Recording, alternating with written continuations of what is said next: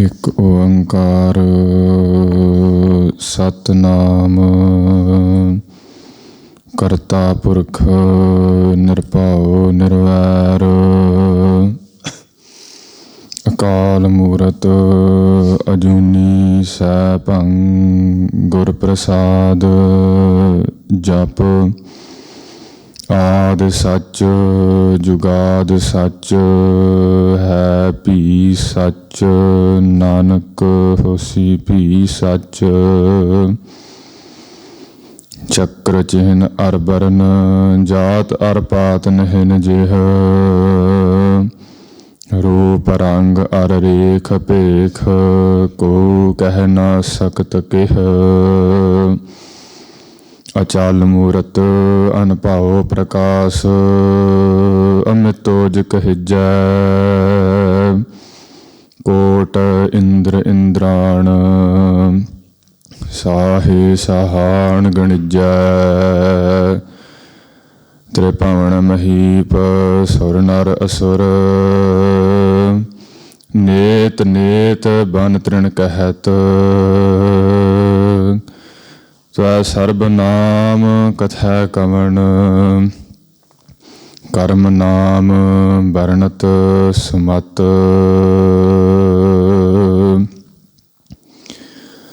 ਵਹਿ ਪ੍ਰਗਟਿਓ ਮਰਦ ਅਗੰਮੜਾ ਵਰਿਆਮ ਅਕੇਲਾ ਵਾਹੋ ਵਾਹੋ ਗੋਬਿੰਦ ਸਿੰਘ ਆਪੇ ਗੁਰ ਚੇਲਾ ਸ਼ਾਹੇ ਸ਼ਹਿਨਸ਼ਾਹ ਗੁਰ ਗੋਬਿੰਦ ਸਿੰਘ ਬਾਦਸ਼ਾਹ ਦਰਵੇਸ਼ ਗੁਰ ਗੋਬਿੰਦ ਸਿੰਘ ਧੰਨ ਧੰਨ ਪਿਤਾ ਧੰਨ ਧੰਨ ਕੁਲ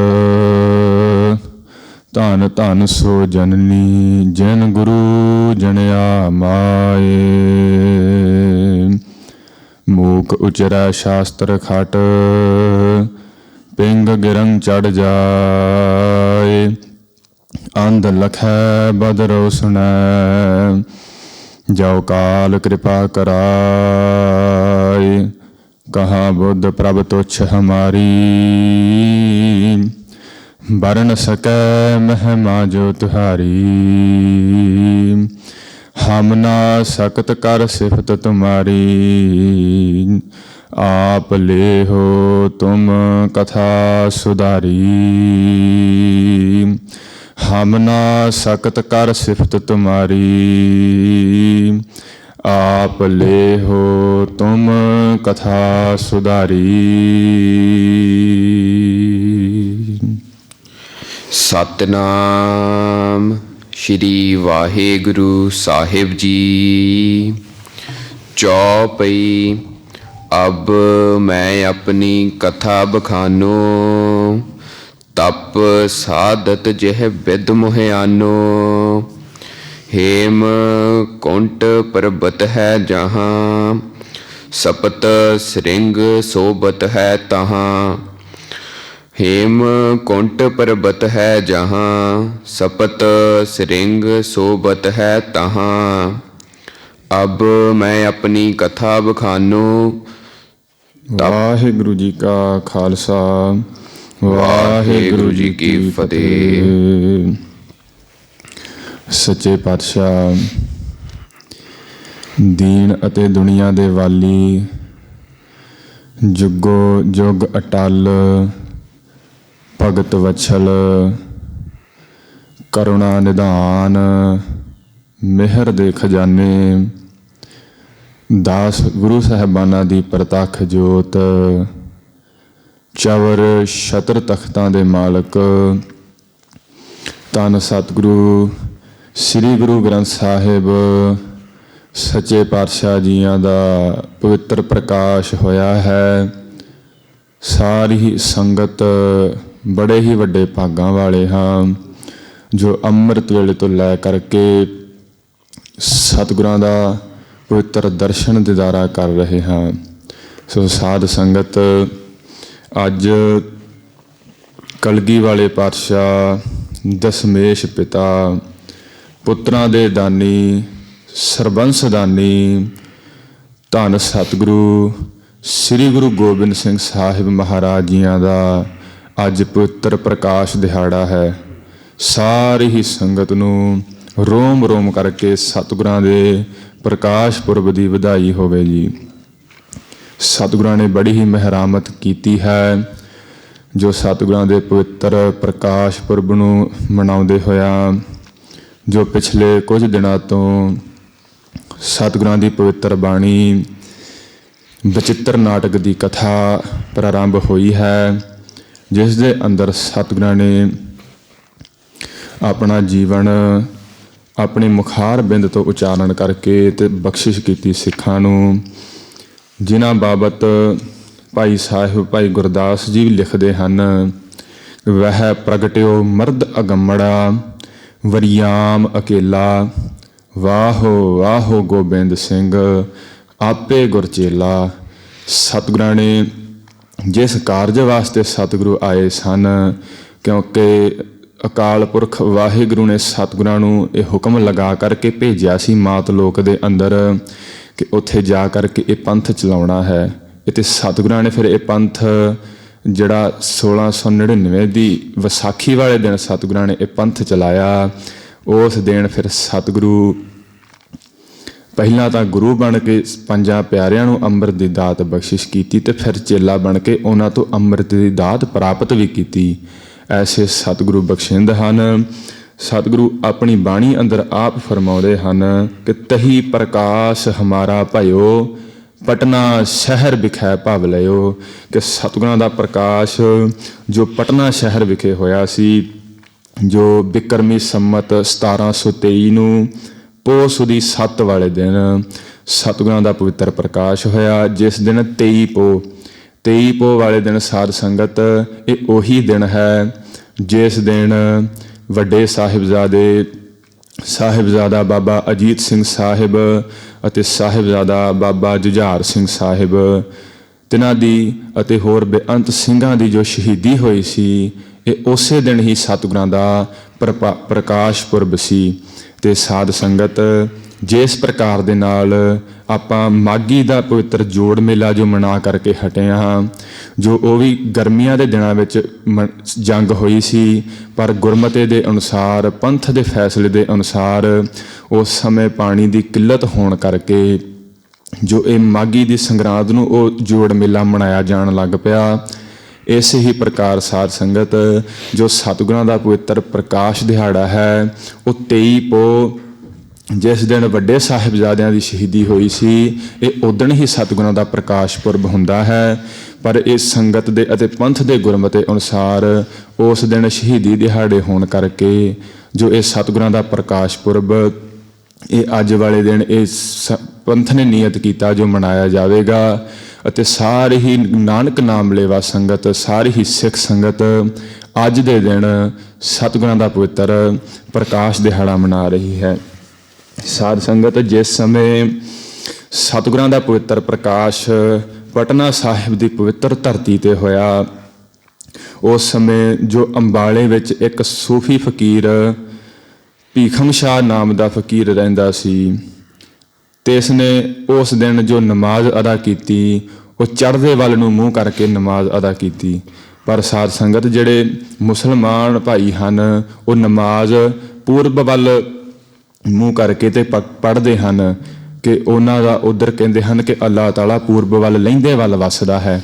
ਪਰ ਉਸ ਦਿਨ ਸਾਧ ਸੰਗਤ ਉਸ ਭੀਖਮ ਸ਼ਾਹ ਨੇ ਜੋ ਨਮਾਜ਼ ਅਦਾ ਕੀਤੀ ਉਹ ਪਟਨਾ ਸ਼ਹਿਰ ਵੱਲ ਨੂੰ ਮੁੱਖ ਕਰਕੇ ਚੜ੍ਹਦੇ ਵੱਲ ਨੂੰ ਨਮਾਜ਼ ਅਦਾ ਕੀਤੀ।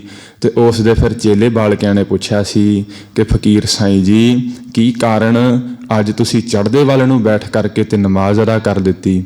ਤੇ ਫਕੀਰ ਸਾਈਂ ਕਹਿਣ ਲੱਗੇ ਭੀਖਮ ਸ਼ਾਹ ਕਿ ਅੱਜ ਚੜ੍ਹਦੇ ਵੱਲ ਅੱਲਾ ਦਾ ਨੂਰ ਪ੍ਰਗਟ ਹੋਇਆ ਹੈ। ਇਹ ਫਿਰ ਭੀਖਮ ਸ਼ਾਹ ਆਪਣੇ ਸਿੱਖਾਂ ਸੇਵਕਾਂ ਨੂੰ ਨਾਲ ਲੈ ਕੇ ਤੇ ਸਤਿਗੁਰਾਂ ਦੇ ਦਰਸ਼ਨ ਕਰਨ ਗਿਆ ਸੀ। ਜਿਸ ਸਮੇਂ ਦਰਸ਼ਨ ਕੀਤੇ ਤਾਂ ਇਸ ਨੇ ਆਪਣੇ ਦੋਵਾਂ ਹੱਥਾਂ ਦੇ ਅੰਦਰ ਜੋ ਮਿਸ਼ਰੀ ਦੀਆਂ ਡਲੀਆਂ ਬਾਲਕ ਰੂਪ ਅੰਦਰ ਸਤਿਗੁਰਾਂ ਦੇ ਅੱਗੇ ਕੀਤੀਆਂ। ਇਹਦੇ ਮਨ ਵਿੱਚ ਇਹ ਵਿਚਾਰ ਸੀ ਕਿ ਇਹ ਪਰਖਣਾ ਚਾਹੁੰਦਾ ਸੀ ਕਿ ਇਹ ਜਿਹੜੇ ਸਤਿਗੁਰੂ ਪ੍ਰਗਟ ਹੋਏ ਹਨ, ਅੱਲਾ ਦਾ ਨੂਰ, ਧੰਨ ਗੁਰੂ ਗੋਬਿੰਦ ਰਾਏ ਮਹਾਰਾਜ ਜੀ ਦੇ ਸਰੂਪ ਅੰਦਰ, ਇਹ ਗੁਰੂ ਹਨ ਇਹ ਸਿੱਖਾਂ ਆਪਣੇ ਇਹ ਗੁਰੂ ਜਿਹੜੇ ਇਹ ਮੁਸਲਮਾਨਾਂ ਦੇ ਹੋਣਗੇ ਕਿ ਜਾਂ ਇਹ ਗੁਰੂ ਹਿੰਦੂਆਂ ਦੇ ਹੋਣਗੇ। ਇਹ ਉਸਨੇ ਸਤਿਗੁਰਾਂ ਬਾਬਤ ਪ੍ਰਸ਼ਨ ਰੂਪ ਅੰਦਰ ਸਤਿਗੁਰਾਂ ਅੱਗੇ ਜੋ ਮਿਸ਼ਰੇ ਦੀਆਂ ਡਲੀਆਂ ਦੋਵਾਂ ਹੱਥਾਂ ਦੇ ਅੰਦਰ ਕੀਤੀਆਂ ਤਾਂ ਬਾਲਕ ਰੂਪ ਸਤਿਗੁਰਾਂ ਨੇ ਦੋਨਾਂ ਦੇ ਉੱਪਰ ਹੀ ਆਪਣਾ ਹੱਥ ਰੱਖ ਦਿੱਤਾ। ਤੇ ਮਾਨੋ ਸਤਿਗੁਰੂ ਇਸ ਪ੍ਰਕਾਰ ਕਹਿੰਦੇ ਹੁਣ ਕਿ ਜੇ ਮੈਂ ਸਿੱਖਾਂ ਦਾ, ਹਿੰਦੂਆਂ ਦਾ ਅਤੇ ਜਿਹੜਾ ਮੁਸਲਮਾਨਾਂ ਦਾ ਦੋਵਾਂ ਦਾ ਹੀ ਗੁਰੂ, ਮੁਸਲਮਾਨਾਂ ਦਾ ਪੀਰ ਅਤੇ ਹਿੰਦੂਆਂ ਦਾ ਜਿਹੜਾ ਗੁਰੂ ਹੋਵਾਂਗਾ। ਇਹ ਸਤਿਗੁਰਾਂ ਨੇ ਉਸ ਸਮੇਂ ਬਖਸ਼ਿਸ਼ ਕਰਕੇ ਤੇ ਭੀਖ ਹਮਸ਼ਾ ਨੂੰ ਨਿਹਾਲ ਕੀਤਾ ਸੀ। ਕਿਉਂਕਿ ਸਾਧ ਸੰਗਤ ਇਸੇ ਪ੍ਰਕਾਰ ਫਿਰ ਸਤਿਗੁਰਾਂ ਦੀ ਫੌਜ ਦੇ ਅੰਦਰ, ਸਤਿਗੁਰਾਂ ਦੇ ਰਾਜ ਦੇ ਅੰਦਰ ਹਿੰਦੂ ਸਿੱਖ ਵੀ ਸਨ ਜਿਹੜੇ ਬਣੇ ਅਤੇ ਪੀਰ ਬੁੱਧੂ ਸ਼ਾਹ ਵਰਗੇ ਮੁਸਲਮਾਨ ਵੀ ਸਨ ਜਿਹੜੇ ਸਤਿਗੁਰਾਂ ਦੇ ਦਰ ਦੀ ਸੇਵਾ ਕਰਿਆ ਕਰਦੇ ਸਨ।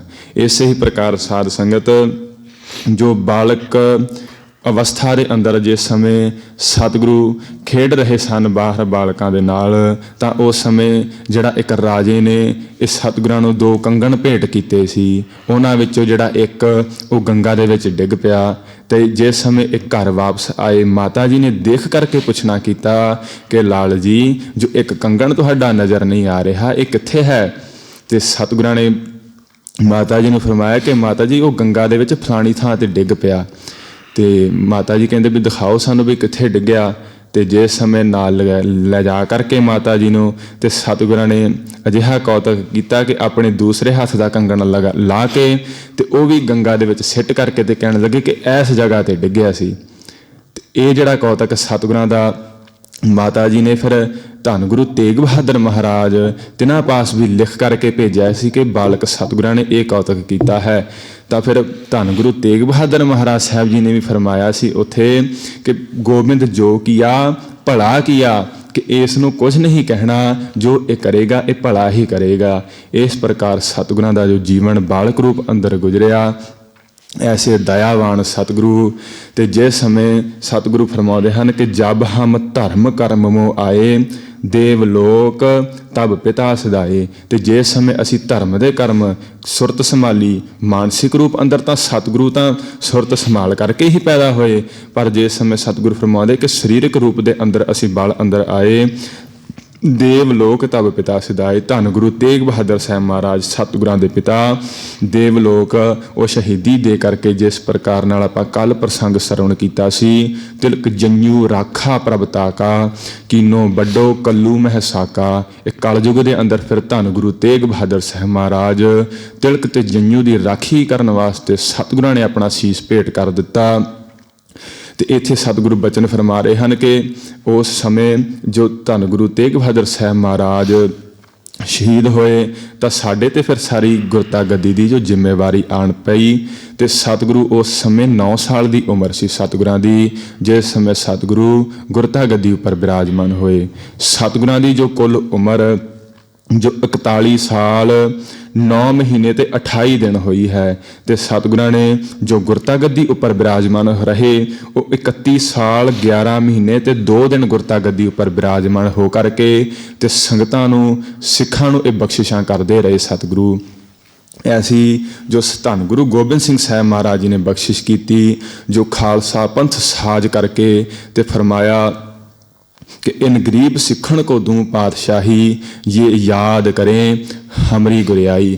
ਆਪਾਂ ਗਰੀਬ ਸਿੱਖਾਂ ਨੂੰ ਸਤਿਗੁਰਾਂ ਨੇ ਬਾਦਸ਼ਾਹੀਆਂ ਦਿੱਤੀਆਂ ਹਨ, ਸਤਿਗੁਰਾਂ ਨੇ ਬਖਸ਼ਿਸ਼ ਕਰ ਦਿੱਤੀ। ਚਿੜੀਆਂ ਸੇ ਮੈਂ ਬਾਜ ਤੜਾऊं 1.25 ਲੱਖ ਸੇ ਏਕ ਲੜਾऊं ਤਬੇ ਗੋਬਿੰਦ ਸਿੰਘ ਨਾਮ ਕਹਾऊं। 1.25 ਲੱਖ ਦੇ ਨਾਲ ਕੱਲੇ ਸਿੰਘ ਨੂੰ ਲੜਨ ਵਾਸਤੇ ਤਿਆਰ ਕਰ ਦਿੱਤਾ ਸਾਨੂੰ ਗੁਰੂ ਗੋਬਿੰਦ ਸਿੰਘ ਸਾਹਿਬ ਮਹਾਰਾਜ ਜੀ ਨੇ।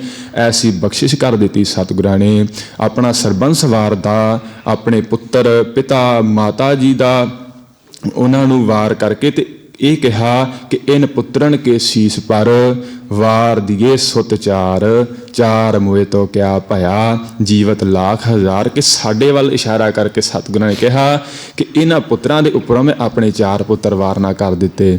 ਪਰ ਸਾਧ ਸੰਗਤ ਆਪਾਂ ਆਪਦੇ ਮਨ ਅੰਦਰ ਅੱਜ ਵਿਚਾਰ ਕਰ ਲਈਏ ਕਿਉਂਕਿ ਜਿਸ ਸਮੇਂ 1 ਜਨਵਰੀ ਸੀ ਨਾ ਪਿਛਲੇ ਦਿਨਾਂ ਦੇ ਅੰਦਰ ਲੰਘ ਕੇ ਗਈ ਜਿਸ ਦਿਨ ਕਿਹਾ ਜਾਂਦਾ ਕਿ ਨਵਾਂ ਸਾਲ ਸੀ, ਉਸ ਦਿਨ ਸਾਧ ਸੰਗਤ ਭਾਵੇਂ ਕਿ ਜੋ ਸ੍ਰੀ ਅਕਾਲ ਤਖਤ ਸਾਹਿਬ ਦੇ ਜਥੇਦਾਰ ਭਾਈ ਗੁਰਦੇਵ ਸਿੰਘ ਜੀ ਕੌਂਕੇ ਤਿਨਾਂ ਨੂੰ ਕੋਹ ਕੇ ਉਸ 1 ਜਨਵਰੀ ਵਾਲੇ ਦਿਨ ਸ਼ਹੀਦ ਕਰ ਦਿੱਤਾ ਗਿਆ ਸੀ।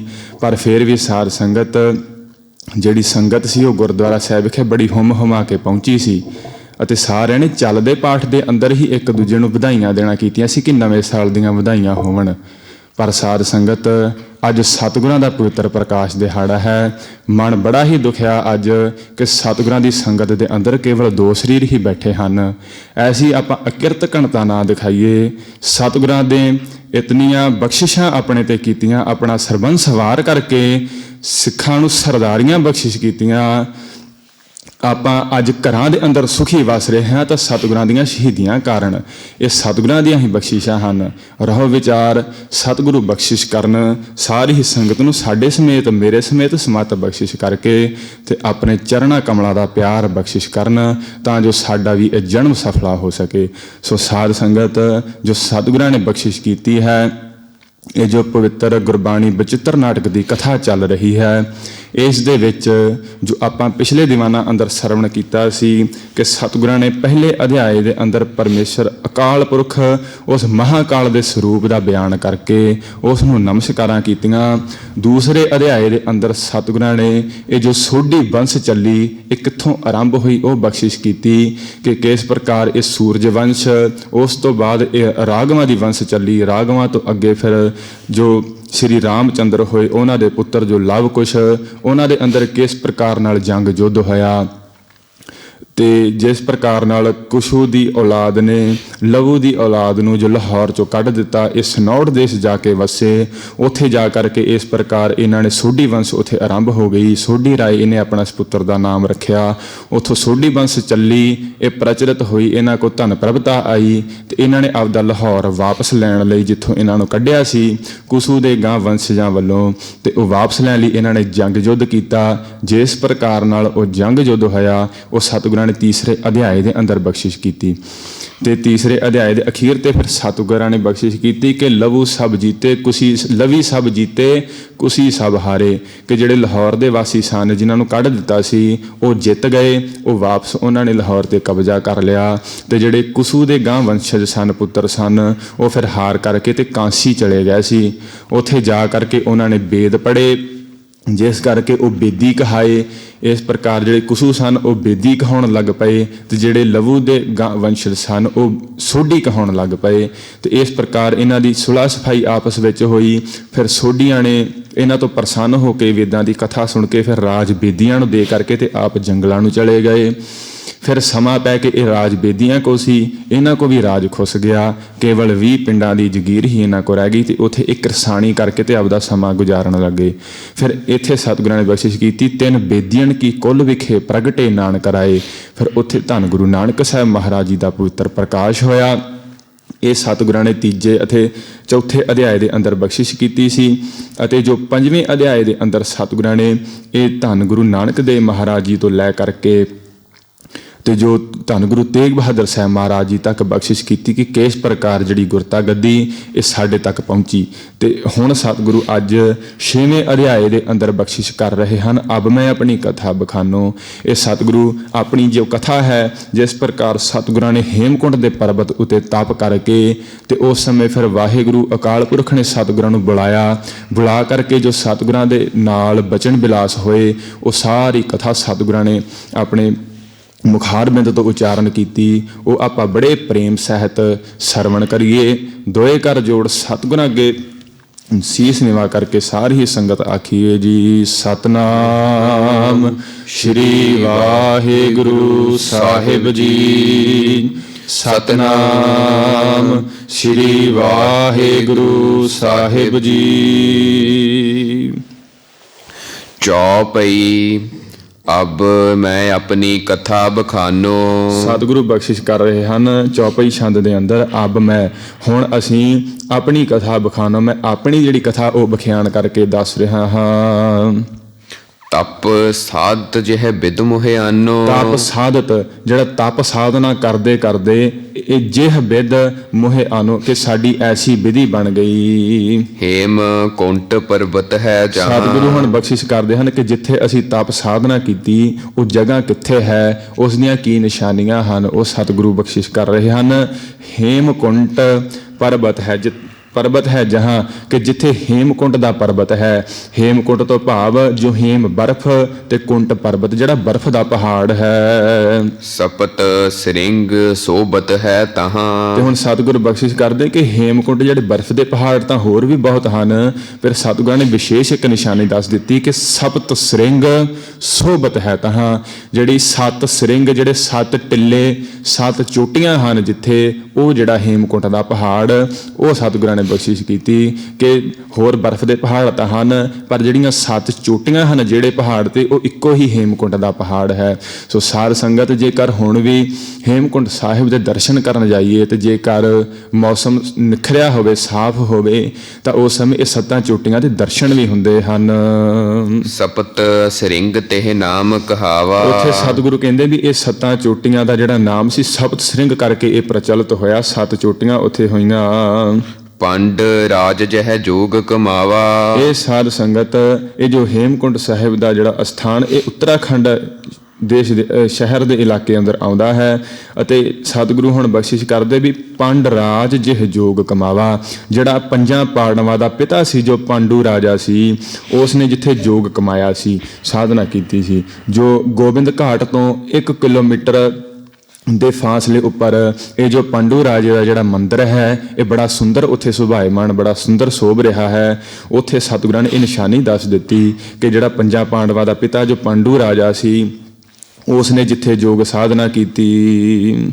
ਤਹ ਹਮ ਅਧਿਕ ਤਪੱਸਿਆ ਸਾਧੀ। ਹੁਣ ਇਹ ਸਾਰੀ ਉੱਥੇ ਨਿਸ਼ਾਨੀ ਦੱਸ ਕੇ ਵੀ ਕਿਹੜੀ ਜਗ੍ਹਾ ਸੀ, ਤੇ ਹੁਣ ਸਤਿਗੁਰੂ ਫਰਮਾਉਂਦੇ ਕਿ ਤਹ ਹਮ ਉਸ ਜਗ੍ਹਾ ਤੇ ਅਧਿਕ ਤਪੱਸਿਆ ਸਾਧੀ। ਅਧਿਕ ਬਹੁਤ ਹੀ ਕਠਿਨ ਬਹੁਤ ਹੀ ਵਧੇਰੇ ਤਪੱਸਿਆ ਅਸੀਂ ਸਾਧੀ ਕੀਤੀ। ਮਹਾਕਾਲ ਕਾਲਿਕਾ ਆਰਾਧੀ। ਮਹਾਕਾਲ ਜਿਹੜਾ ਕਾਲ ਦੇ ਸਿਰ ਤੇ ਮਹਾਕਾਲ ਹੈ, ਕਾਲਕਾ ਮਹਾਕਾਲ ਕਾਲਕਾ ਜਿਹੜਾ ਕਾਲ ਦਾ ਮਹਾਕਾਲ ਹੈ, ਭਾਵ ਜੋ ਪਰਮੇਸ਼ਰ ਵਾਹਿਗੁਰੂ ਹੈ ਆਰਾਧੀ, ਉਸ ਦੇ ਅਸੀਂ ਆਰਾਧੀ ਹੋਏ, ਉਸ ਦੀ ਅਸੀਂ ਉੱਥੇ ਆਰਾਧਨਾ ਕੀਤੀ। ਕਿਉਂਕਿ ਸਾਧ ਸੰਗਤ ਕਈ ਸ਼ੰਕੇ ਪਾਉਣ ਵਾਲੇ ਵੀ ਇੱਥੇ ਪ੍ਰਸ਼ਨ ਕਰਦੇ ਹਨ ਕਿ ਜੋ ਧੰਨ ਗੁਰੂ ਗੋਬਿੰਦ ਸਿੰਘ ਸਾਹਿਬ ਮਹਾਰਾਜ ਹਨ ਕਿ ਉਹ ਦੇਵੀ ਦੇ ਉਪਾਸਕ ਹਨ। ਇੱਥੇ ਸਤਿਗੁਰਾਂ ਨੇ ਫਰਮਾਇਆ ਨਾ ਕਾਲਕਾ ਆਰਾਧੀ, ਉਹ ਕਹਿੰਦੇ ਆ ਕਿ ਇਹ ਕਾਲਕਾ ਇਹ ਜਿਹੜੀ ਦੇਵੀ ਹੈ ਇਸ ਦੇ ਆਰਾਧੀ ਹੋਏ, ਕਿਉਂਕਿ ਆਰਾਧੀ ਸ਼ਬਦ ਇਸਤਰੀ ਲਿੰਗ ਹੈ ਵੀ ਦੇਵੀ ਦੀ ਆਰਾਧਨਾ ਕਰਕੇ ਸਤਿਗੁਰਾਂ ਨੇ ਕਿਹਾ ਕਿ ਆਰਾਧੀ ਅਸੀਂ ਹੋਏ ਉਸ ਦੇ। ਪਰ ਸਾਧ ਸੰਗਤ ਜਿਸ ਪ੍ਰਕਾਰ ਨਾਲ ਪੂਜਾ ਕਰਨ ਵਾਲਾ ਪੁਜਾਰੀ ਹੁੰਦਾ ਹੈ, ਪਾਠ ਕਰਨ ਵਾਲਾ ਪਾਠੀ ਹੁੰਦਾ ਹੈ, ਰਾਹ ਤੇ ਚੱਲਣ ਵਾਲਾ ਰਾਹੀ ਹੁੰਦਾ ਹੈ, ਉਸੇ ਹੀ ਪ੍ਰਕਾਰ ਜੋ ਆਰਾਧਨਾ ਕਰਨ ਵਾਲਾ ਆਰਾਧੀ ਹੁੰਦਾ ਹੈ। ਇਸ ਨਾਲ ਇਸਤਰੀ ਲਿੰਗ ਅਤੇ ਪੁਰਸ਼ ਲਿੰਗ ਦਾ ਕੋਈ ਫਰਕ ਨਹੀਂ। ਸਾਧ ਸੰਗਤ ਇਹ ਸਤਿਗੁਰਾਂ ਨੇ ਬਖਸ਼ਿਸ਼ ਕੀਤੀ ਜੋ ਮਹਾਕਾਲ ਕਾਲਕਾ ਜਿਹੜਾ ਕਾਲ ਦਾ ਸਮੇਂ ਦਾ ਵੀ ਮਹਾਕਾਲ ਜਿਹੜਾ ਕਾਲ ਦੇ ਅੰਦਰ ਨਹੀਂ ਆਉਂਦਾ ਉਹ ਪਰਮੇਸ਼ਰ, ਉਹਦੇ ਅਸੀਂ ਆਰਾਧੀ ਹੋਏ, ਉਹਦੀ ਅਸੀਂ ਆਰਾਧਨਾ ਕੀਤੀ। ਇਹ ਬਿਦ ਕਰਤ ਤਪੱਸਿਆ ਭਇਓ। ਕਰਤ ਤਪੱਸਿਆ ਇਹ ਬਿਦ ਭਇਓ ਅਨਵੈ ਕਰਕੇ ਸਾਧ ਸੰਗ ਅਰਥ ਕਰਨ ਵਾਸਤੇ ਕਿ ਤਪੱਸਿਆ ਕਰਦੇ ਕਰਦੇ ਸਾਡੀ ਇਹ ਹਾਲਤ ਹੋ ਗਈ, ਇਸ ਤਰੀਕੇ ਨਾਲ ਸਾਡੀ ਹਾਲਤ ਬਣੀ। ਦਵੈ ਤੇ ਏਕ ਰੂਪ ਹੋਵੈ ਗਇਓ। ਦਵੈ ਤੇ ਪਹਿਲਾਂ ਅਸੀਂ ਸਤਿਗੁਰ ਫਰਮਾਉਂਦੇ ਵਾਹਿਗੁਰੂ ਤੇ ਮੈਂ ਅਸੀਂ ਦੋ ਸਾਂ, ਵੱਖਰੇ ਸਾਂ। ਦਵੈ ਤੇ ਏਕ ਰੂਪ ਹੋਏ ਗਏ, ਦੋਵਾਂ ਤੋਂ ਫਿਰ ਤਪੱਸਿਆ ਸਾਧਨ ਕਰਕੇ ਅਸੀਂ ਇੱਕ ਹੀ ਰੂਪ ਹੋ ਗਏ, ਸਾਡੇ ਅੰਦਰ ਕੋਈ ਭੇਦ ਹੀ ਨਾ ਰਿਹਾ। ਤਾਤ ਮਾਤ ਮੁਰ ਅਲਖ ਅਰਾਧਾ। ਤੇ ਇਧਰ ਸਤਿਗੁਰੂ ਕਹਿੰਦੇ ਵੀ ਅਸੀਂ ਉਧਰ ਪਰਮੇਸ਼ਰ ਦੇ ਨਾਲ ਵਾਹਿਗੁਰੂ ਦੇ ਨਾਲ ਇੱਕਮਿਕ ਹੋ ਗਏ ਭਗਤੀ ਕਰਕੇ, ਤੇ ਇਧਰ ਮਾਤਲੋਕ ਦੇ ਅੰਦਰ ਜੋ ਸਾਡੇ ਤਾਤ ਮਾਤ ਸਾਡੇ ਪਿਤਾ ਅਤੇ ਮਾਤਾ ਸਨ, ਧੰਨ ਗੁਰੂ ਤੇਗ ਬਹਾਦਰ ਸਾਹਿਬ ਮਹਾਰਾਜ ਅਤੇ ਧੰਨ ਮਾਤਾ ਗੁਜਰ ਕੌਰ ਜੀ ਮੁਰ ਅਲਖ ਅਰਾਧਾ, ਇਹ ਜਿਹੜੇ ਮੇਰੇ ਪਿਤਾ ਮਾਤਾ ਸਨ ਇਹਨਾਂ ਨੇ ਵੀ ਅਲਖ ਜਿਹੜਾ ਲਖਿਆ ਤੋਂ ਰਹਿਤ ਜਿਹਦੀ ਲਖਣਾ ਨਹੀਂ ਪਾਈ ਜਾ ਸਕਦੀ, ਐਸੇ ਪਰਮੇਸ਼ਰ ਦੀ ਜੋ ਅਰਾਧਾ ਉਸ ਦੀ ਆਰਾਧਨਾ ਕੀਤੀ ਇਹਨਾਂ ਨੇ ਵੀ। ਧੰਨ ਗੁਰੂ ਤੇਗ ਬਹਾਦਰ ਸਾਹਿਬ ਮਹਾਰਾਜ ਅਤੇ ਧੰਨ ਮਾਤਾ ਗੁਜਰ ਕੌਰ ਜੀ ਤਿਨਾਂ ਨੇ ਬਾਬੇ ਬਕਾਲੇ ਸਾਹਿਬ ਅੰਦਰ ਰਹਿ ਕਰਕੇ 26 ਸਾਲ ਉੱਥੇ ਤਪ ਸਾਧਨਾ ਕੀਤੀ ਸੀ ਗੁਰੂ ਤੇਗ ਬਹਾਦਰ ਸਾਹਿਬ ਮਹਾਰਾਜ ਜੀ ਨੇ। ਜਿਸ ਸਮੇਂ ਫਿਰ ਜੋ ਲੱਖੀ ਸਾਵਣ ਜਾਰਾ ਆਇਆ ਸੀ ਨਾ, ਮੱਖਣ ਸ਼ਾਲ ਬਾਣਾ ਵਾਹਿਗੁਰੂ ਆਇਆ ਸੀ ਕਿ ਉਸ ਦਾ ਬੇੜਾ ਡੁੱਬਿਆ, ਤੇ ਫਿਰ ਉਹਨੇ ਸਤਿਗੁਰਾਂ ਨੂੰ ਇੱਕ ਸਤਿਗੁਰਾਂ ਦੇ ਕੌਤਕ ਹੀ ਸੀ ਕਿ ਸਤਿਗੁਰਾਂ ਨੂੰ ਉਸਨੇ ਪ੍ਰਗਟ ਕਰਨਾ ਸੀ। ਇਸ ਪ੍ਰਕਾਰ ਨਾਲ ਜੋ ਬਾਬੇ ਬਕਾਲੇ ਸਾਹਿਬ ਸਤਿਗੁਰਾਂ ਨੇ ਜੋ ਉੱਥੇ ਤਪ ਸਾਧਨਾ ਕੀਤੀ, ਉਹ ਸਤਿਗੁਰੂ ਇੱਥੇ ਦੱਸਦੇ ਹਨ ਕਿ ਸਾਡੇ ਮਾਤਾ ਪਿਤਾ ਨੇ ਵੀ ਅਲਖ ਪਰਮੇਸ਼ਰ ਨੂੰ ਧਿਆਇਆ, ਆਰਾਧਨਾ ਕੀਤੀ ਉਸ ਦੀ। ਬਹੁ ਬਿਦ ਜੋਗ ਸਾਧਨਾ ਸਾਧਾ। ਬਹੁ ਬਿਦ ਬੜੀ ਭਾਂਤ ਭਾਂਤ ਤਰੀਕਿਆਂ ਦੇ ਨਾਲ ਜੋਗ ਸਾਧਨਾ ਸਾਧਾ ਕਿ ਉਸ ਪਰਮੇਸ਼ਰ ਦੀ ਸਾਧਨਾ ਭਗਤੀ ਬੰਦਗੀ ਕੀਤੀ। ਤਿੰਨ ਜੋ ਕਰੀ ਅਲਖ ਕੀ ਸੇਵਾ। ਤਿੰਨ ਫਿਰ ਸਾਡੇ ਮਾਤਾ ਪਿਤਾ ਨੇ ਜੋ ਐਸੀ ਕਰੜੀ ਸੇਵਾ ਕੀਤੀ ਉਸ ਅਲਖ ਪਰਮੇਸ਼ਰ ਵਾਹਿਗੁਰੂ ਦੀ। ਤਾ ਤੇ ਭਏ ਪ੍ਰਸੰਨ ਗੁਰਦੇਵਾ। ਗੁਰਦੇਵ ਜੋ ਗੁਰੂਦੇਵ ਪਰਮੇਸ਼ਰ ਵਾਹਿਗੁਰੂ ਫਿਰ ਉਹਨਾਂ ਦੀ ਜੋ ਭਗਤੀ ਤਪ ਸਾਧਨਾ ਦੇਖ ਕਰਕੇ ਸਾਡੇ ਮਾਤਾ ਪਿਤਾ ਦੀ ਫਿਰ ਉਹ ਪਰਮੇਸ਼ਰ ਪ੍ਰਸੰਨ ਹੋਇਆ। ਤਿੰਨ ਪ੍ਰਭ ਜਬ ਆਇਸ ਮੋਹਿ ਦੀਆ। ਫਿਰ ਇਸ ਪ੍ਰਕਾਰ ਨਾਲ ਜਿਸ ਸਮੇਂ ਸਾਡੀ ਭਗਤੀ ਸਾਡੀ ਪਰਮੇਸ਼ਰ ਨਾਲ ਇਕਮਿਕਤਾ ਹੋ ਗਈ ਤੇ ਉਧਰ ਸਾਡੇ ਮਾਤਾ ਪਿਤਾ ਦੇ ਉੱਪਰ ਵੀ ਜੋ ਪਰਮੇਸ਼ਰ ਪ੍ਰਸੰਨ ਹੋ ਗਿਆ ਉਹਨਾਂ ਦੀ ਭਗਤੀ ਦੇਖ ਕਰਕੇ, ਤਾਂ ਫਿਰ ਉਸ ਸਮੇਂ ਸਤਿਗੁਰੂ ਫਰਮਾਉਂਦੇ ਕਿ ਤਿੰਨ ਪ੍ਰਭ ਜਬ ਆਏ ਸਮੋਹ ਕੀਆ, ਕਿ ਸਾਨੂੰ ਉਸ ਪਰਮੇਸ਼ਰ ਨੇ ਫਿਰ ਆਗਿਆ ਕੀਤੀ। ਤਬ ਹਮ ਜਨਮ ਕਲਹੁ ਮਹਿ ਲੀਆ। ਉਸ ਸਮੇਂ ਫਿਰ ਸਤਿਗੁਰਾਂ ਨੇ ਤਬ ਹਮ ਜਨਮ ਕਲੂ ਮਹਿ ਕਲਯੁਗ ਦੇ ਵਿੱਚ ਫਿਰ ਸਤਿਗੁਰੂ ਕਹਿੰਦੇ ਵੀ ਉਸ ਸਮੇਂ ਸਾਡਾ ਪ੍ਰਕਾਸ਼ ਹੋਇਆ। ਇਹ ਸਤਿਗੁਰਾਂ ਨੇ ਜੋ ਆਪਣੀ ਕਥਾ ਅੰਦਰ ਬਖਸ਼ਿਸ਼ ਕੀਤੀ ਹੈ। ਅਬ ਮੈਂ ਆਪਣੀ ਕਥਾ ਬਖਾਨੋ, ਜਿਹੜੀ ਆਪਣੀ ਕਥਾ ਸਤਿਗੁਰਾਂ ਨੇ ਵਿਖਿਆਨ ਕਰਕੇ ਦੱਸ ਦਿੱਤੀ ਕਿ ਇਸ ਪ੍ਰਕਾਰ ਨਾਲ ਅਸੀਂ ਪਰਮੇਸ਼ਰ ਦੇ ਅੰਦਰ ਪਰਮੇਸ਼ਰ ਦੇ ਨਾਲ ਇੱਕਮਿਕ ਹੋ ਗਏ ਤੇ ਸਾਡੇ ਮਾਤਾ ਪਿਤਾ ਨੇ ਵੀ ਐਸੀ ਤਪੱਸਿਆ ਕੀਤੀ ਕਿ ਉਹਨਾਂ ਤੇ ਵੀ ਪਰਮੇਸ਼ਰ ਪ੍ਰਸੰਨ ਹੋ ਗਿਆ ਤੇ ਇਹ ਜੋ ਵਿਧੀ ਬਣੀ ਤੇ ਇਸ ਪ੍ਰਕਾਰ ਸਾਡਾ ਜੋ ਇਹ ਪ੍ਰਕਾਸ਼ ਇਹ ਕਲਯੁਗ ਅੰਦਰ ਹੋਇਆ। ਚਿੱਤ ਨਾ ਭਇਓ ਹਮਰਿਓ ਆਵਨ ਕਹਿ। ਸਤਿਗੁਰੂ ਫਰਮਾਉਂਦੇ ਕਿ ਸਾਡਾ ਚਿੱਤ ਨਹੀਂ ਸੀ ਮਾਤ ਲੋਕ ਦੇ ਅੰਦਰ ਆਉਣ ਦਾ, ਸਾਡਾ ਚਿੱਤ ਨਹੀਂ ਸੀ ਕਰਦਾ ਉਸ ਪਰਮੇਸ਼ਰ ਦੇ ਨਾਲ ਇੱਕਮਿਕਤਾ ਨੂੰ ਛੱਡਣ ਦਾ, ਸਾਡਾ ਚਿੱਤ ਨਹੀਂ ਸੀ ਕਰਦਾ ਕਿ ਇਸ ਸੰਸਾਰ ਦੇ ਅੰਦਰ ਮਾਇਆ ਦੇ ਅੰਦਰ ਆਣ ਕਰਕੇ ਵਿਚਰਨ ਦਾ, ਕਿਉਂਕਿ ਗੁਰਬਾਣੀ ਦਾ ਫਰਮਾਨ ਹੈ ਨਾ, ਲਿਵ ਛੁੜਕੀ ਲੱਗੀ ਤ੍ਰਿਸ਼ਨਾ ਤੇ ਮਾਇਆ ਅਮਰ ਵਰਤਾਇਆ, ਕਿ ਜਿਸ ਸਮੇਂ ਇਹ ਬਾਲਕ ਦਾ ਜਨਮ ਹੁੰਦਾ ਹੈ ਤੇ ਉਸ ਦੀ ਪਰਮੇਸ਼ਰ ਨਾਲੋਂ ਲਿਵ ਟੁੱਟ ਜਾਂਦੀ ਹੈ। ਲੱਗੀ ਤ੍ਰਿਸ਼ਨਾ ਫਿਰ ਮਾਇਆ ਵਿਆਪਦੀ ਹੈ, ਤ੍ਰਿਸ਼ਨਾ ਵਿਆਪਦੀ ਹੈ ਤੇ ਮਾਇਆ ਅਮਰ ਵਰਤਾਇਆ, ਫਿਰ ਮਾਇਆ ਆਪਦਾ ਪ੍ਰਭਾਵ ਪਾ ਦਿੰਦੀ ਹੈ, ਪਰਮੇਸ਼ਰ ਤੋਂ ਜਿਹੜੀ ਲਿਵ ਲੱਗੀ ਹੁੰਦੀ ਹੈ ਉਸ ਨੂੰ ਤੋੜ ਦਿੰਦੀ ਹੈ। ਚੁਬੀ ਰਹੀ ਸੁਰਿਤ ਪ੍ਰਭ ਚਰਨਨ ਚੁਬੀ ਮਹਿ। ਰਹੀ ਸੁਰਤ, ਪਰ ਸਤਿਗੁਰਾਂ ਦੇ ਵੀ ਸਾਡਾ ਚਿੱਤ ਤਾਂ ਹੈ ਨਹੀਂ ਸੀ ਆਉਣ ਦਾ ਮਾਤ ਲੋਕ ਦੇ ਅੰਦਰ, ਪਰ ਉਹ ਜੋ ਪਰਮੇਸ਼ਰ ਵਾਹਿਗੁਰੂ ਨੇ ਜੋ ਹੁਕਮ ਕਰ ਦਿੱਤਾ ਤੇ ਹੁਕਮ ਦੀ ਅਦੁਲੀ ਨਹੀਂ ਸੀ ਕਰ ਸਕਦੇ, ਹੁਕਮ ਦੀ ਪਾਲਣਾ ਕਰਦੇ ਹੋਏ ਅਸੀਂ ਮਾਤ ਲੋਕ ਦੇ ਅੰਦਰ ਆਉਣਾ ਕੀਤਾ। ਤੇ ਇੱਥੇ ਆਣ ਕਰਕੇ ਵੀ ਸਤਿਗੁਰੂ ਕਹਿੰਦੇ ਚੁਬੀ ਰਹੀ ਸੁਰਤ ਪ੍ਰਭ ਚਰਨਨ ਮੈਂ, ਪ੍ਰਭੂ ਦੇ ਚਰਨਾਂ ਦੇ ਅੰਦਰ ਸਾਡੀ ਜਿਹੜੀ ਸੁਰਤ ਸੀ ਉਹ ਚੁਭੀ ਹੀ ਰਹੀ। ਜਿਸ ਪ੍ਰਕਾਰ ਨਾਲ ਕੋਈ ਚੀਜ਼ ਕਿਸੇ ਚੀਜ਼ ਦੇ ਅੰਦਰ ਚੁਭੀ ਰਹਿੰਦੀ ਹੈ, ਖੁੱਭੀ ਰਹਿੰਦੀ ਹੈ, ਉਸੇ ਪ੍ਰਕਾਰ ਨਾਲ ਸਾਡੀ ਵੀ ਸੁਰਤੀ ਜਿਹੜੀ ਉਸ ਪਰਮੇਸ਼ਰ ਦੇ ਵਿੱਚ ਹੀ ਖੁੱਭੀ ਰਹੀ। ਜਿਉਂ ਤਿਉਂ ਪ੍ਰਭ ਹਮਕੋ ਸਮਝਾਇਓ। ਫਿਰ ਜਿਵੇਂ ਤਿਵੇਂ ਕਰਕੇ ਉਸ ਪਰਮੇਸ਼ਰ ਨੇ ਸਾਨੂੰ ਸਮਝਾਇਆ, ਸਮਝਾ ਕਰਕੇ ਭੇਜਿਆ ਕਿ ਜਿਸ ਪ੍ਰਕਾਰ ਨਾਲ ਤੁਹਾਡੇ ਤੋਂ ਪਹਿਲਾਂ ਇਸ ਜਗਤ ਦੇ ਅੰਦਰ ਦੇਵਤੇ ਦੈਂਤ ਅਸੀਂ ਬਹੁਤ ਪੈਦਾ ਕੀਤੇ, ਪਰ ਸਾਰੇ ਆਪੋ ਆਪ ਦੀ ਸੇਵਾ ਵਿੱਚ ਹੀ ਆਪੋ ਆਪ ਦਾ ਨਾਮ ਜਪਾਉਣ ਵਿੱਚ ਹੀ ਲੱਗ ਪਏ। ਉਹ ਸਾਰੀ ਕਥਾ ਅੱਗੇ ਸਤਿਗੁਰੂ ਵਿਖਿਆਨ ਕਰਨਗੇ ਕਿ ਇਹ ਕਿਸੇ ਜਿਉਂ ਤਿਉਂ ਜਿਵੇਂ ਤਿਵੇਂ ਉਸ ਪਰਮੇਸ਼ਰ ਨੇ ਸਾਨੂੰ ਸਮਝਾ ਕਰਕੇ ਤੇ ਮਾਤ ਲੋਕ ਅੰਦਰ ਭੇਜ ਦਿੱਤਾ।